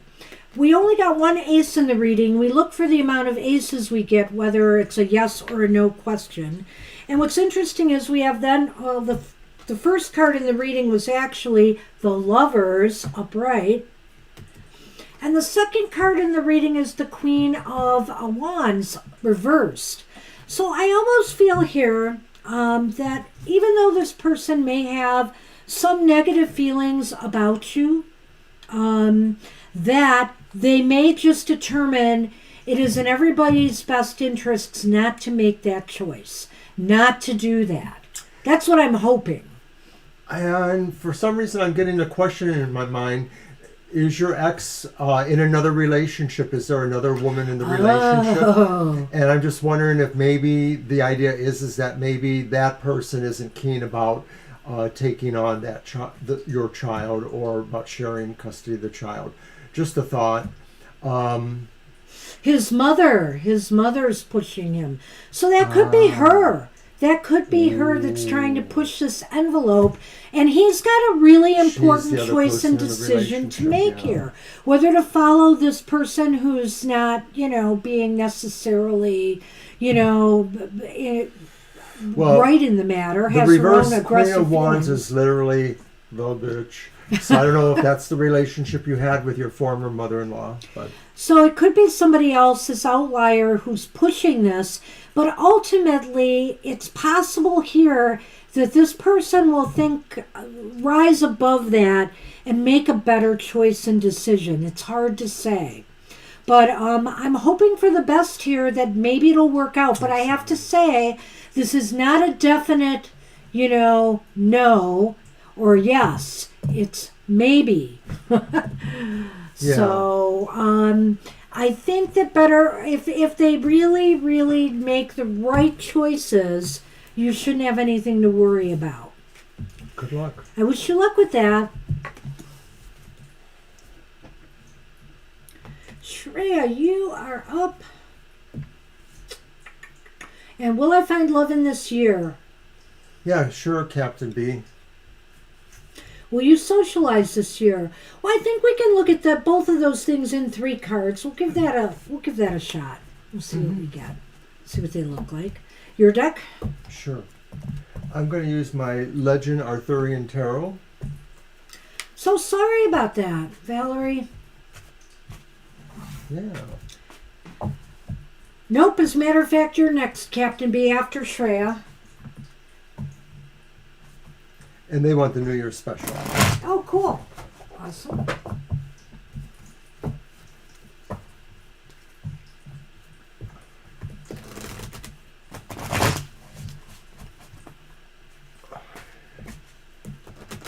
I still have that reading up. So just the regular 3 cards? Yeah. All right. Because I think socializing, will love appear, I think we can kind of get the gist of both of those.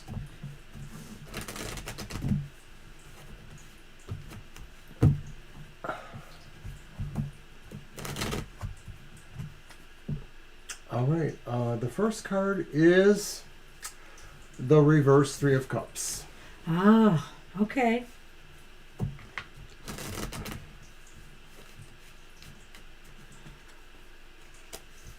And then the reversed Wheel of Fortune. And then the upright 9 of Pentacles, pentagrams. Wow. This does not bode well for socializing, I have to say. At least not in the immediate sense. Possibly not relationships either here, but I don't know. We got a real mixed bag here, so let's take a look at this. What do I get? Here's The the friendship kitten. card. And the acorns, luck. so I think you're going to go, this is a year where you're going to be working through this, I think. I don't know if I necessarily see romance. I do see maybe things changing with the potential for socializing and friendships. But it's kind of a weird thing here. On the one hand, you have the wheel reversed, and on the other hand, you have the clover here, which is also luck. The Wheel of Fortune reversed looks like bad luck. Here, looks like good luck. So this is a very strange reading. It's like a real mixed bag. I'm just going to say that right from the get-go. And let's start with that Three of Cups here. I do feel this is on your mind, that you really are very dissatisfied with your social life at present. You know, this often talks about people who can't get along with one another, but I think in your case it's speaking in terms of you just have nobody to fraternize with, nobody that you feel close to. You feel a lack of connection.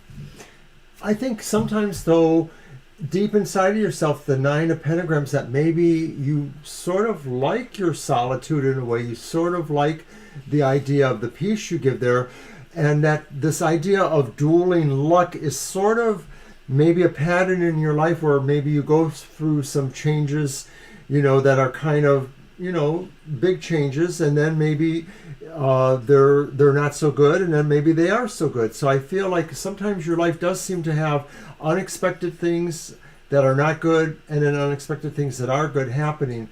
There's a randomness going on there in your life, and I think it does seem to fall into the area of what your human relationships are, that sometimes people feel closer to you, and then maybe sometimes it's you that really wants to withdraw. Well, I'm not going to go there. I think that it's interesting to me, though, because he saw that with the Wheel of Fortune in between these two. It's kind of like, it seems like you have bad luck with relationships and you have better luck when you're on your own. That's what I would read that to be. But I kind of feel here that, you have nothing going on right now. It's very upsetting that you can't seem to make a connection, and it's making you feel down on your luck. Sometimes in the romance and relationship area, when we really harbor these feelings of, I can't attract anybody, why isn't anybody coming to me, why will nobody be my friend, that we tend to attract more of the same. And so that luck is kind of dark cloud is hanging over you right now. But I feel here, so what it's saying is that right now you seem to be getting more out of, being alone and being with yourself and appreciating what you have accomplished in your life beyond this. That there are other things that you have done and that, are worthy, that you really can value. Whether it's the home you live in, whether it's your environment, whether it's the job or the finances you've created for yourself, all of that is meaningful to you. I think here, I really do feel that at least in your interpersonal area of your life, that something may happen in this year ahead. There looks to be a change of luck here, and I almost think that spontaneously, out of the blue, something is going to come your way. And I think it's more a friendship than a relationship. I think it's somebody who you're going to be drawn to or will be drawn to you, and you'll just click. You'll just click and you'll start establishing a relationship with one another. It almost seems like it's like a chance meeting of some sort. Alrighty. Well, I think that these cards mean something maybe a little different. I think these cards feel like you feel lucky when you are able to know that you do trust yourself, that you feel that is important to you, to feel you make the right decisions. So having said that, I think that is what changes, maybe per what Banshee says, is that somehow this comes along to the idea that you meet someone who maybe starts to give you that similar kind of feeling that you feel you can extend your trust to a friend. It's really an interesting reading.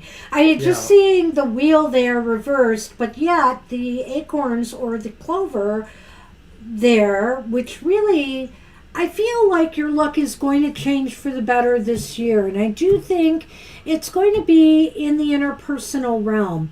Maybe eventually love can enter your life, but I'm not seeing that so much right now, as I do see a change in maybe your, the friendship area.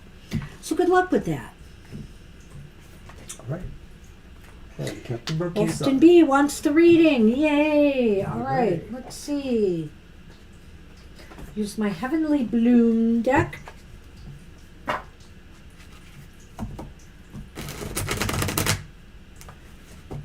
And let's see what's ringing out and ringing in.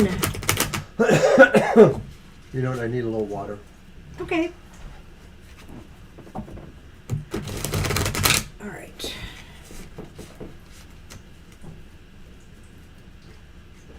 It's all that chocolate.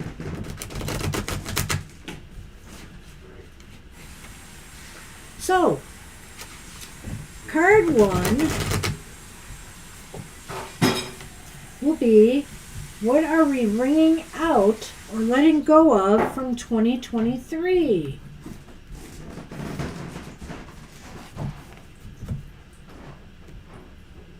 Ooh, it's the Five of Pentacles reversed, which is interesting.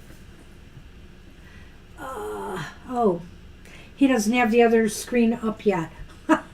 So I'll wait a minute while he's gone. But I will talk about the Five of Pentacles reversed a little bit here so then he can get started on it. But the Five of Pentacles reversed is about, I think what you might be leaving behind is a sense of feeling isolated from others. You know, maybe perhaps you feel that nobody is there for you, appreciates you, etc. I think that you're leaving that kind of mentality behind and you're finding your place in the world or in some area in your life, whether it's career-wise, whether it's with people, friends or organizations. It's like you will find your place. You're leaving behind the sense of isolation, this sense of feeling like you just don't fit in. Thank you. What card is that? The Five of Pentacles, reversed.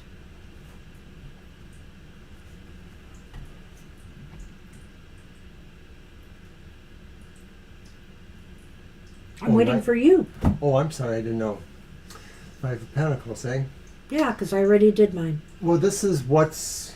What are you ringing out from 2023 and not bringing with you into 2024? Well, it's pretty obvious. The Five of Pentacles may be saying that there was a sense really of how you looked at your clique being inside or outside. Maybe you're not taking with you the distinction of how important it is or is not to belong. You know, the idea of I'm in with the in crowd, maybe it doesn't necessarily mean the same thing to you. Maybe you're moving away from the idea of being in a clique or being important in a clique. Right. It just doesn't, you know, it's as if you're comfortable being yourself, you know, in the company of others and not feeling like you have to adhere to certain standards or, you know, that too, I think. What I would add to that. And so, how it's sort of interesting in a way. So, what are we bringing with us from 2023 into 2024? It's the Four of Swords reversed. So you're bringing with you a lot of energy from 2023 and 2024 to get things moving in your life. To, I don't know, whether it's striking out on a new path or with a new mindset. It's like you've got energy to burn, and now you've just got to direct it into what it is you want to accomplish in 2024. Maybe you're bringing what healed you too. Maybe you're bringing what it was that helped you recover or helped you, feel better about yourself or helped you feel better about situations. The things that were good that sort of brought a balm to your soul in a sense, that's what you're bringing with you, is how you renewed yourself. It's awesome because it is about renewal and healing, and but it's almost as if you are healed. You are healed and you've got all this energy now and motivation and drive. So I think that this is going to be a year where you can really move things forward for yourself. But what will the challenges and opportunities be that you face in 2024? Either or. I do think it's a challenge. I'll let Mr. O go first with the Ace of Wands. It's the reversed Ace of Wands. Yeah. And so this challenge that you bring with you maybe is figuring out what you can do to really advance plans that maybe you feel sometimes your plans just aren't kicking it, you know, that there's like a missing spark of energy. You have it kind of outlined, but something doesn't kick it for you. It could be you'll find that. It could be that you'll figure out what that energy needs to be. Maybe sometimes it's just being able to inspire others, because the wands are talking about that. The idea of you promoting yourself with confidence too. So this could be part of that energy, that or essence that you'll figure out how to bring with you too. Well, you know, it's interesting because it's about beginning and starting things and initiating growth. And you have all this energy to burn, as I've mentioned here, you know, that you're bringing with you into 2024, but it's almost as if you can't take that energy and apply it to get what it is you want off the ground. That is the challenge. How do you make it happen? Is it that you need others to be involved in a project or goal of yours?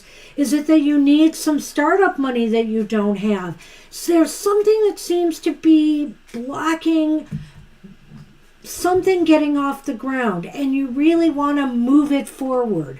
So it's not that you don't have the energy, it's not that you don't have the motivation, but you're lacking something, maybe something tangible. We have chocolate, Gia. Oh, geez, stamina. That's right. That's right. It's the mints. All right. So in the Lenormand, we have the storybook, the book. It's the mints. And the gingerbread. Minty fresh. Okay, so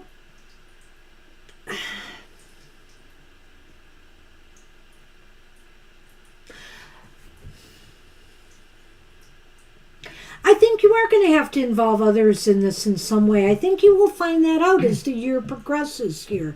That either it has something to do with, you know how we were talking about the click in the beginning too, Mr. O, or this idea of that. I think it's finally finding the people that you know, and realizing you do have the people and a support around you to move this thing forward. It's something that's just going to unfold through the year ahead. Well, you know, sometimes it's like saying bringing your story to the public. I like that. But in a way it's reversed because the cards are reversed. It's maybe telling the public to read your book, you know. And so it's to sort understand your story. It's sort of saying how you promote yourself, how you advertise yourself, how you get others to feel the confidence that you'll be trying to work on yourself. That's interesting. Yeah. So, I mean, you know, it's how you present yourself to others. That's true. It could be about your personal story. Nicely done, Mr. O. Well, thank you, my dear. So, I don't know. It's kind of an interesting reading. I think that you'll find your place. You'll find your place with others. Do you think so? That's awesome. Thank you. But I think that you will also have to struggle through, you know, getting things off the ground. And maybe, like I said, maybe in other words, when you realize, even though you have all this energy to burn, that you don't have to do it all on your own. If you're able to project what you want to do rightly to others, the support is out there. The support is out there. Well, some of the dichotomy of this is the fact that maybe, you know, you don't always see yourself in the mix with others, you know, that you kind of stand off to the side, that maybe there is an aloof tendency about you. But ultimately, this may change to the way you can impress others with what you're doing and bringing them towards, you know, your continued successes as well. All right. There's a lot of ways I could have looked at that. And, you know, when I think about the storybook too and the gingerbread, maybe it's also about understanding the people you are trying to connect with better, understanding their story and how you all tie in together. It's another aspect, I think, there. All right. So Shirley asks, will my love life and financial stability improve? I'm going to use the Mermaid's Tarot because I like that one for emotional questions. And it's one of the ones I have handy here. So we'll go ahead and do that. Okay. Just want to make sure I have it. I did. Okay. I put my pea stuff in your tree, Gina.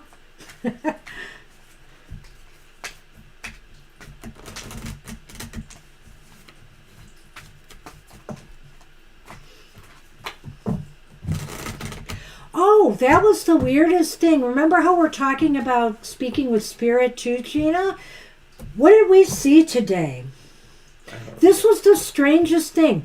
We usually get some mourning doves, around here, but we had like a flock of mourning doves out here today. Or more, 15. There were a lot of them, and a lot of them were on our deck, but there were some across the way from us too. It was so strange. We've never seen that many all at once like that. I'm glad it was helpful. I'm sure there was a message for me there, and maybe that's for my brother. And I will ask my beloved dead about that too. Deck later. Oh my goodness.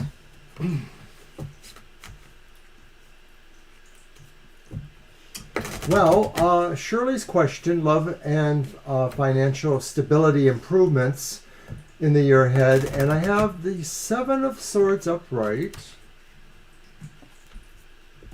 I also have the Queen of Pentacles upright. And I have the Devil upright. What was Shirley's question again? Will their love and financial stability improve in the year? Okay. Well, that probably could have been a 2 and 2, but that's okay. I'm sorry I didn't see that right away. But that's okay. We can figure it out from here. Let's see what we get. Well, I think overall the idea is that maybe some of the things you really want, you may have to not necessarily telegraph your actions completely, that maybe some of this involves a certain amount of stealthiness, and maybe that applies more to the love life than the financial considerations. But on the other hand, it could be either that, maybe, you don't want to necessarily broadcast or do openly those things that maybe you feel will help you. Well, I'm taking a different take on this when I'm looking at the finances. The Queen of Pentacles is there, which indicates that you should be able to hold your own, I think, financially. Agreed. I do feel that, but I do feel that something may still be holding back growth. Maybe some of the growth that you had hoped for or anticipated, but more growth. I feel almost as if there'll be stability with the Queen of Pentacles here, but it may not be, everything that you had hoped for. It's almost as if something, when I look at the Seven of Swords here along with the Devil, which talks about restrictions a little bit or things that might hold us fast, it may be that, there's something here that's just being held back at this time, your growth. But I do feel a little bit something different here. It's really interesting because I kind of feel like, okay, you were talking about your love life and your finances. I almost think that's coming out more here than in the tarot. Oh, maybe so, Gina. Maybe so. Thank you for pointing that out. I feel here that, that there could be some long-term friendships established or deepening in this year ahead. Could it lead to love and romance? Yes, it could. Maybe this is also saying some kind of long-term partnership that maybe hasn't approached the level of a strong love relationship will deepen in this year ahead, something you already know about. This could be somebody new, or this could be somebody you already know. Well, I didn't really put the Queen of Pentacles into that situation. I think that does stand more for the financial parts, suggesting that things are definitely stabilizing there. And a lot of it is because maybe, it's what you can creatively do in the situation that maybe, necessity is the mother of invention, that you have to really try to be more creative. It still could be saying that, there are some, secreter methods that you're employing, the Seven of Swords. But finally, when I'm looking at the Devil there, I feel this could be saying that you might have to do a review and say, are there things that make me codependent or make me a little bit, dysfunctional or OCD in a certain way that I need to work on in order to achieve more happiness with either relationships or accepting, where I'm going financially. That sometimes we can be really too driven, and then, it opens us up to that disappointment. So interesting. I really feel that, I don't know why, but when I saw that Seven of Swords, I know it talks about keeping things down, but for some reason, because of that Devil, or keeping things to yourself, but somehow because of that Devil, I really felt it might be that just, I'm not sure we're supposed to tell you what it is, but there is something that is holding you back from achieving the growth you want in the financial area. Maybe it's just because something has to play out in the year ahead, and it will become more clear as time goes on. I like what he said here, though, about the Devil and the OCD, is like maybe there are certain things you have to be less obsessive about and have to open your mind up to maybe some new ideas, new things to encourage growth to happen. I think it's more about finances here, though, than love. And I really feel that this might be talking about the love element here. Yes, that's a good way of putting it, too, that maybe, the emotional love things are going to be in a different pitch in a way, and that really it's a process of evolving and feeling comfortable with a new friendship. Feeling trusting, comfort, like the comfort of getting together with a friend all the time. I mean, friends, lovers should be friends. There is no doubt in my mind that, hey, if you can't be friends with one another, but you can have sex with one another, is there really a relationship there? I mean, I think friends and love go hand in hand. And I think that something could develop out of a friendship here that could turn into a romance or a long-term friendship that you already know about. So that's what we have for you. I hope that makes sense. And we're on Fire Spawn.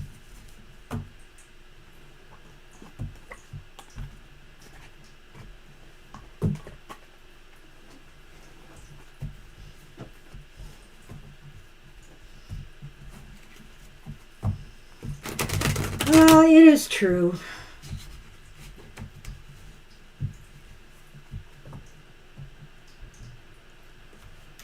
Okay, all right.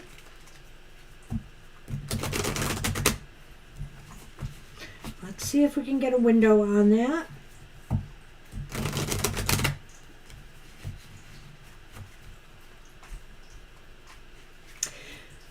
Yeah, I think of the flock of seagulls. I had a flock of mourning doves. It was just really peculiar. I just happened to look out, and I must have saw like 6 or 8 of them on our deck. And then Mr. O looked further, and he says, look, they're all across the way, too. I swear we saw 15 of them crawling. Crazy. The mourning dove invasion. I always like mourning doves, though. Some people think they have a negative connotation, but I've never felt that way about them. I feel a real sense of peace when I see mourning dove. And I love their coos. I love the sounds they make. Ooh, ooh. Yeah. Hello, Sunman. Hello, Sunman.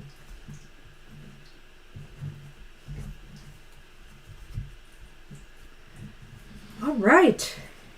Yes, they are. Yes, they are. And peace. And so we have the 8 of Wands upright. That's definitely about communications. So I think they are noticing. Oh. This is the 7 of... Wait a minute. Oh, it's the Chariot. Upright. Wow.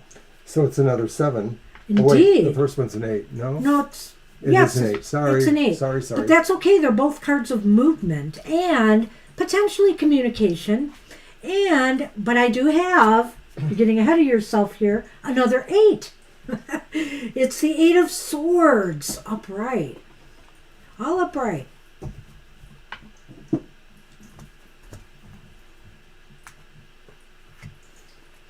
Let's see them.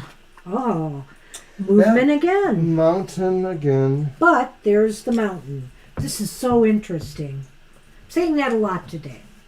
Right. And if Sunny could sit down so I could point at the cards, I'll point out why. Before we even get into the reading, Mr. O, let's take a look at this. Look at this. We have the Eight of Wands, we have the Chariot. They're all movement cards. But then we have the Eight of Swords, which is kind of a restriction. Am I right? Eight of Swords, yes. Mm-hmm. And then we have the Sleigh, which is a movement card, right? Mm-hmm. And we have the Mountains, which is like, stuck. So I find a lot of interesting opposites here. Well, it sounds like a Pisces. I don't know. Yes. I don't know. Yes. Maybe. Yes. No. Yes. No. Let me just say this. They're watching you and they're looking at what you're saying and doing. I feel like here, I don't know what it is. They're almost like feeling compulsed, like they may have to make a move, or that they're getting ready to make a move because of the communications they're seeing. And yet, something is stopping them from doing so. Whether it's some self-doubts they have, or whether it's just, they don't feel like they want to move forward in this situation at this time.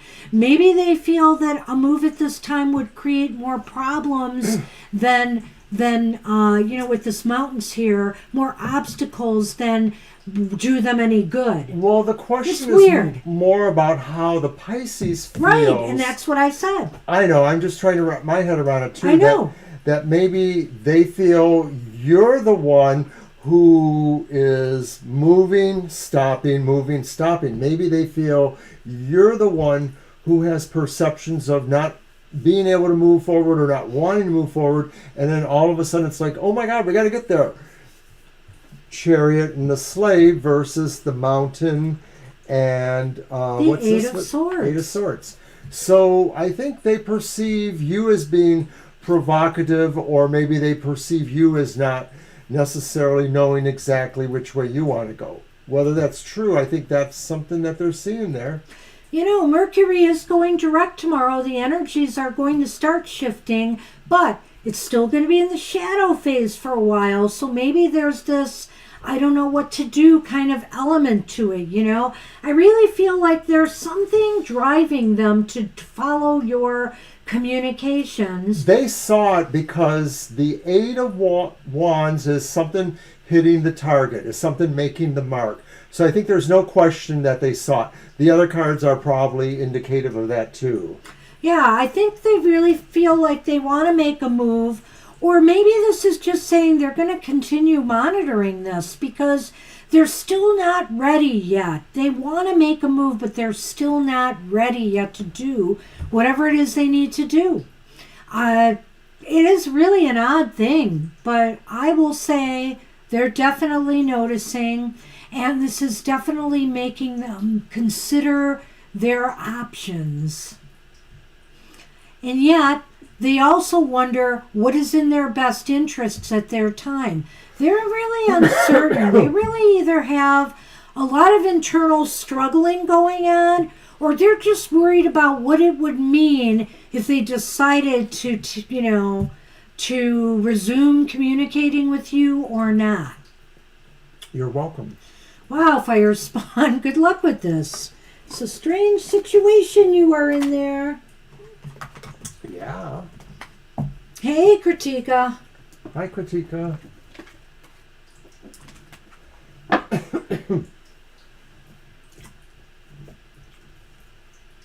So you want to know if you should give Amit Kumar a second chance. The Spirit wants you to do this. I'm going to use my Nefertari, the Egyptian. Let's just do 3 cards on that. Okay.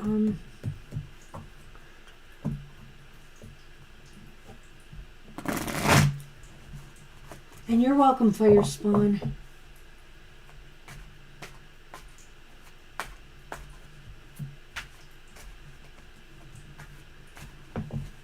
Oops. so adorable.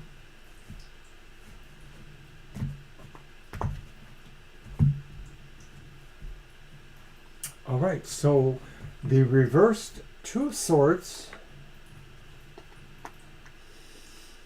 the reversed Six of Wands, and the reversed Wheel of Fortune. So they were all reversed. Okay, so the reversed Two of Wands, the reversed, what's the second one? No, this is Swords. Oh, Two of Swords. This is Wands. And that's how many wands for? 6. 6. Yes. Okay. Oh, I see the ones there. Okay. And then the wheel. The wheel. If you make a move, okay, if you make the move and decision to do this, I almost think that's why the Two of Wands is reversed here. Is like it's just the first card saying, okay, let's say Spirit is saying if you make the move or decision to do this, you may not get the results you had hoped for. You may not feel like you're being, that you're getting the attention or maybe the love or the support that you deserve, and that things may not go the way you would want ultimately. With the Wheel of Fortune reversed, it's almost as if it's saying this might not be a lucky move for you. This may not be, Spirit might be saying fate might not treat you kindly if you go in this direction. I think Banshee's got it here. The idea of moving ahead seems to bring, moving ahead to give them another chance, seems to give maybe a chance that they don't need to have. That maybe with that reverse Six of Wands, they're really self-serving and they're not really thinking of you and them as a couple, as a real relationship. And so this will only sort of serve their own needs and not your needs. And that's the Wheel of Fortune, is that the relationship won't be enough about what you feel you should be working on together.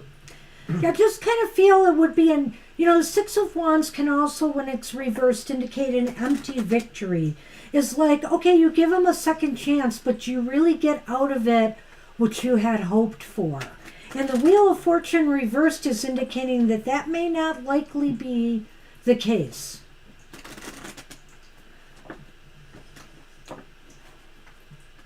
So let's look at the Lenormand.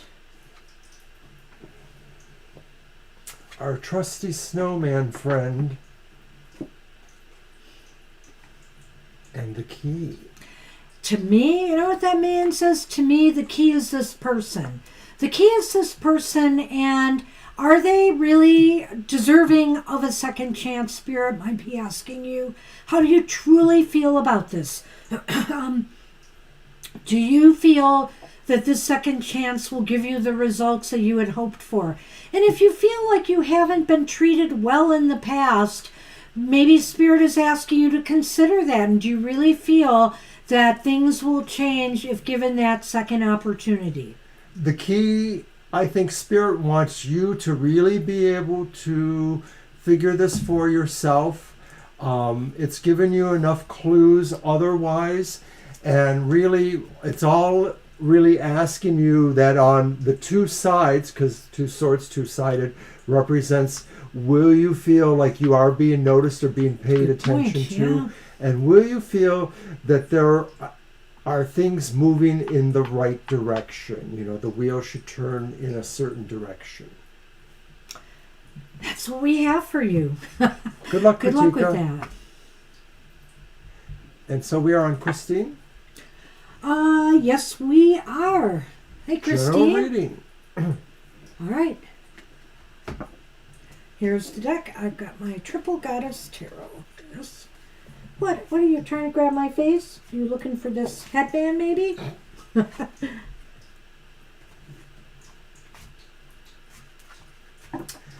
Hoping everyone has a safe New Year's Eve. If you're in a country where New Year's Eve is celebrated, make sure, if you're drinking, you have a designated driver, or that you are in a situation where you don't have to worry about transportation. You know, you're staying overnight somewhere.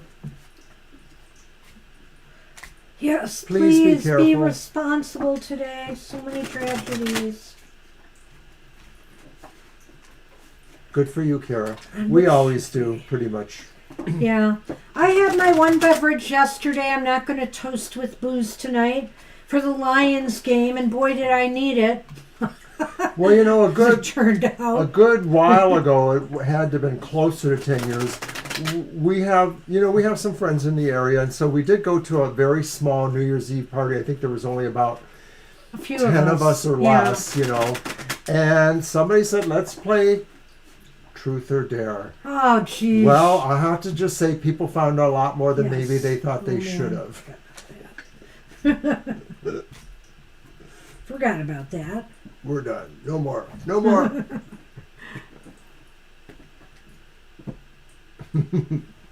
It's okay. Well, I'm Christine. Scorpio and I am blunt. You start with the Three of Swords reversed. Look at that. That's nice, Christine. But you also have the Ace of Wands reversed. Too many yahoos. That's right, Gina. And then you have... Is this the World? I guess it is. It's 21. It's the World, right? So the World. Oh, it was worse than strip poker. Upright. Yes, that's the world.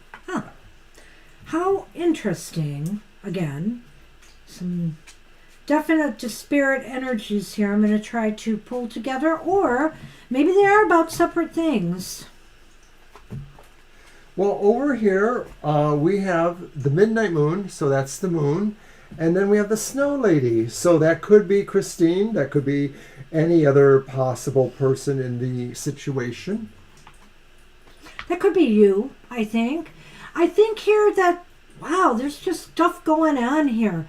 I think that right now something in your life may be healing, or, you know, whether it's a broken heart over someone or over something not manifesting that you had hoped would manifest.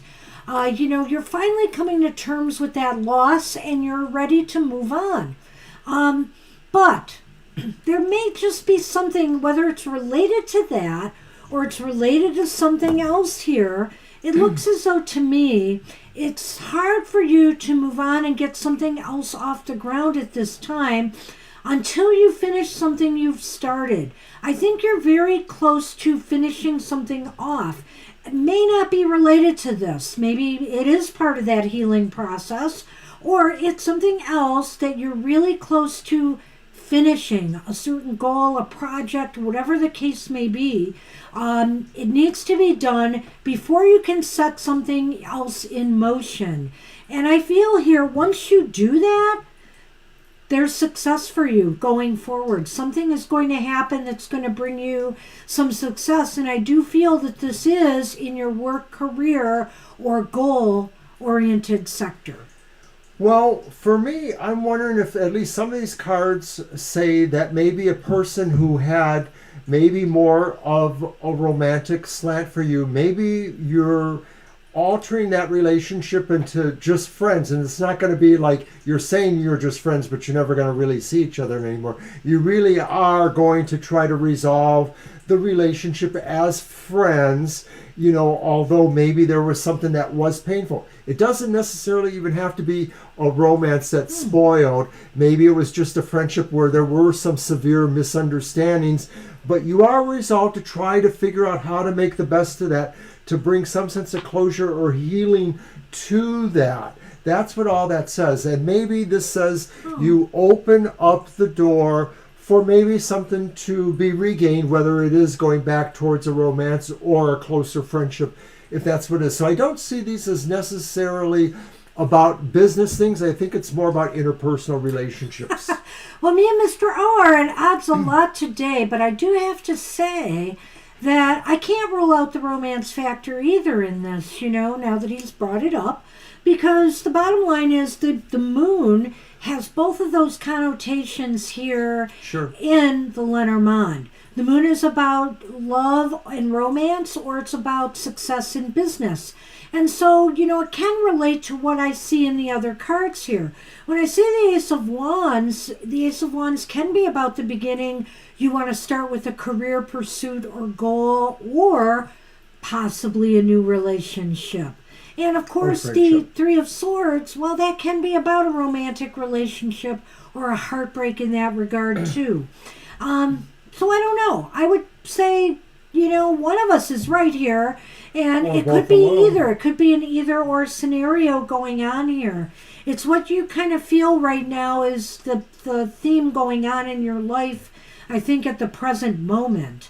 But I do feel here that success or some promise of some success, either in love or in your career, stands to come out of all of this.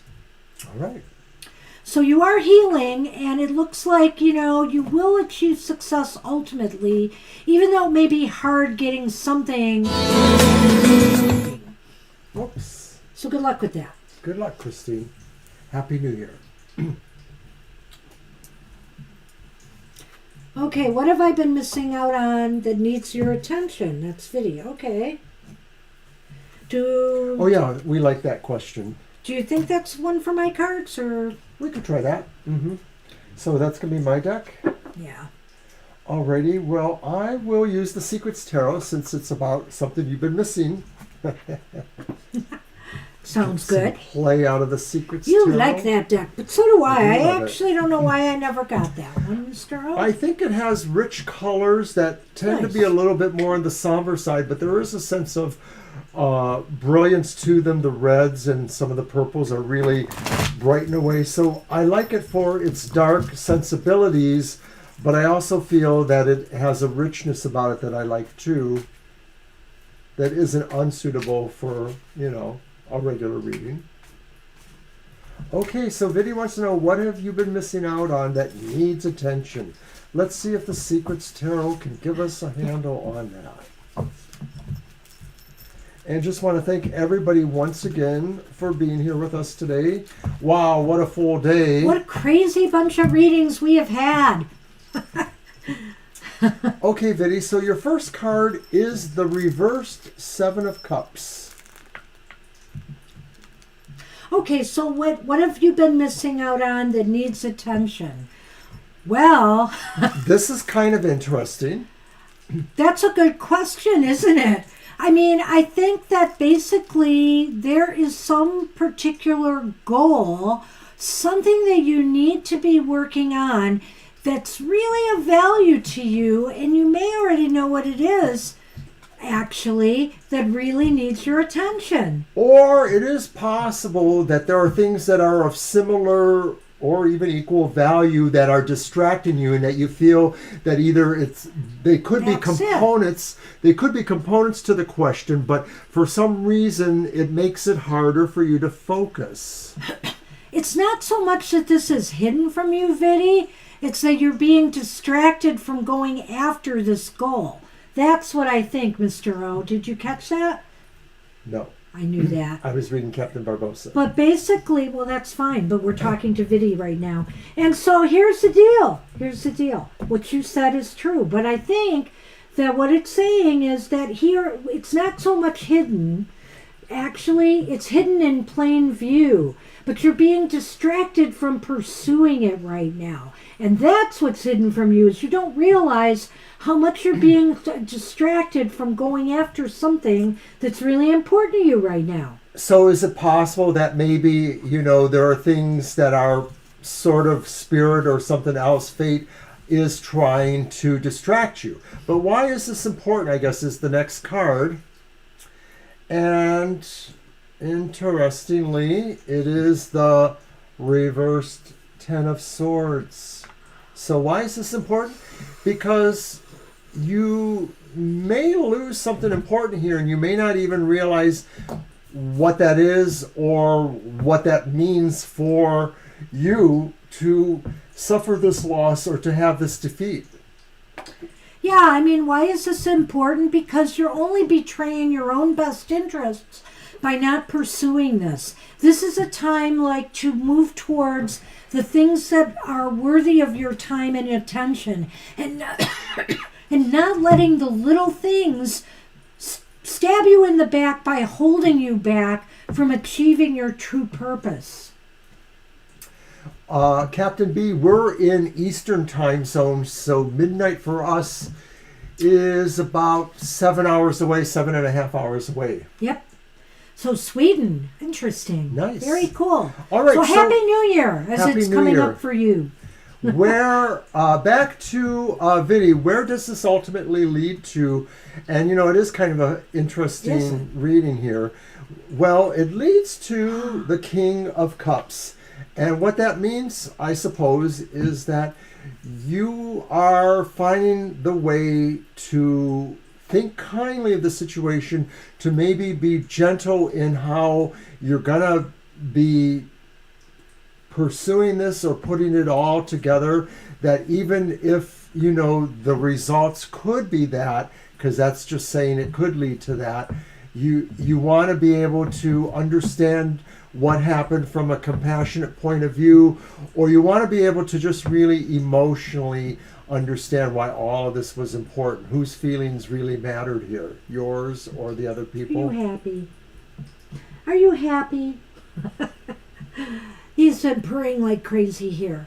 But I'm going to sum this up a little bit in my lingo, because I really think that the King of Cups is the icing on the cake here for you, Viddy. So basically, this whole idea that what is hidden from you is really being hidden in plain view. You have a goal, an objective, something that really is important to you that you need to be working on, but you've been allowing other things to distract you, other interests to distract you. Why is that important? Because you may be just betraying yourself for your own best interests by not going after your true purpose. This is the time to be going for it. I think this is what it's saying. And because why? Where would that head? To your ultimate fulfillment and sense of satisfaction with yourself. It will bring you great joy to accomplish what truly is the main purpose you really should be working on at this time. The King is the pinnacle here, and so it will really bring you emotional fulfillment if you pursue this goal, which really I think you should already know is there. It's just that we allow things in our life to deviate us from what we really need to be focusing on. It's very easy to have happen. Oh! I got so wound up in those cards I completely forgot about it. Sorry.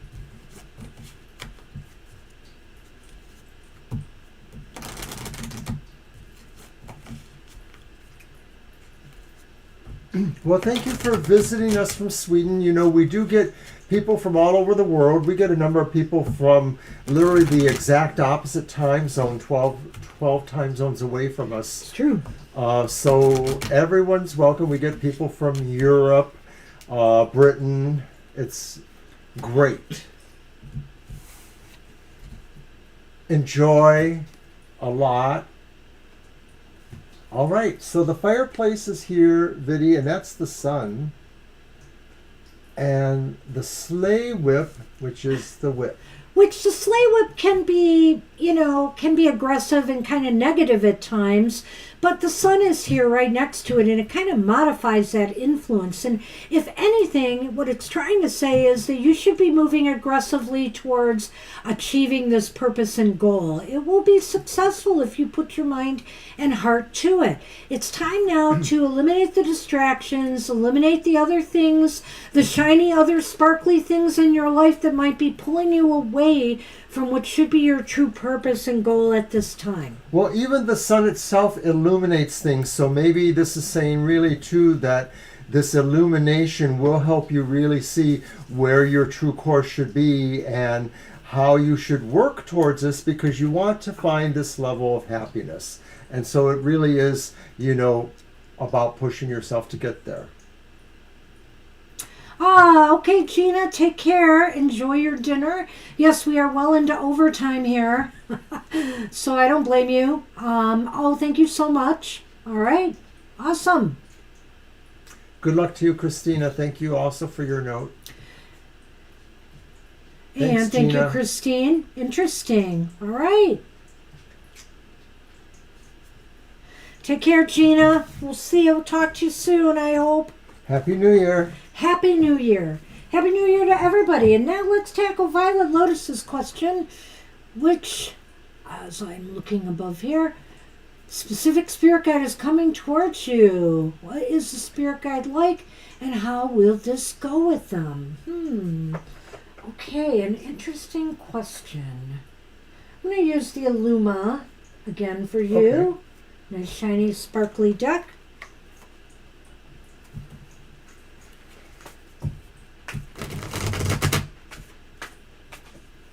And I guess oh, is it my deck or yours? I'm No, sorry. it's your deck. Okay. This is something else. Oh, okay.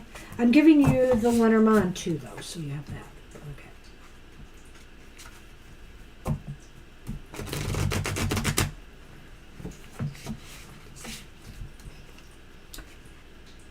All right.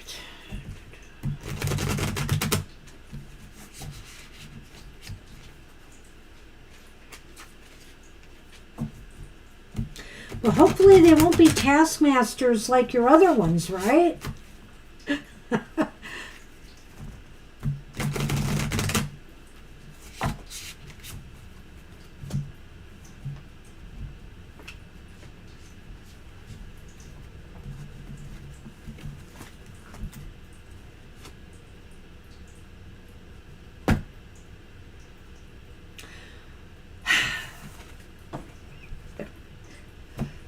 What could it be? It's the tower. Upright.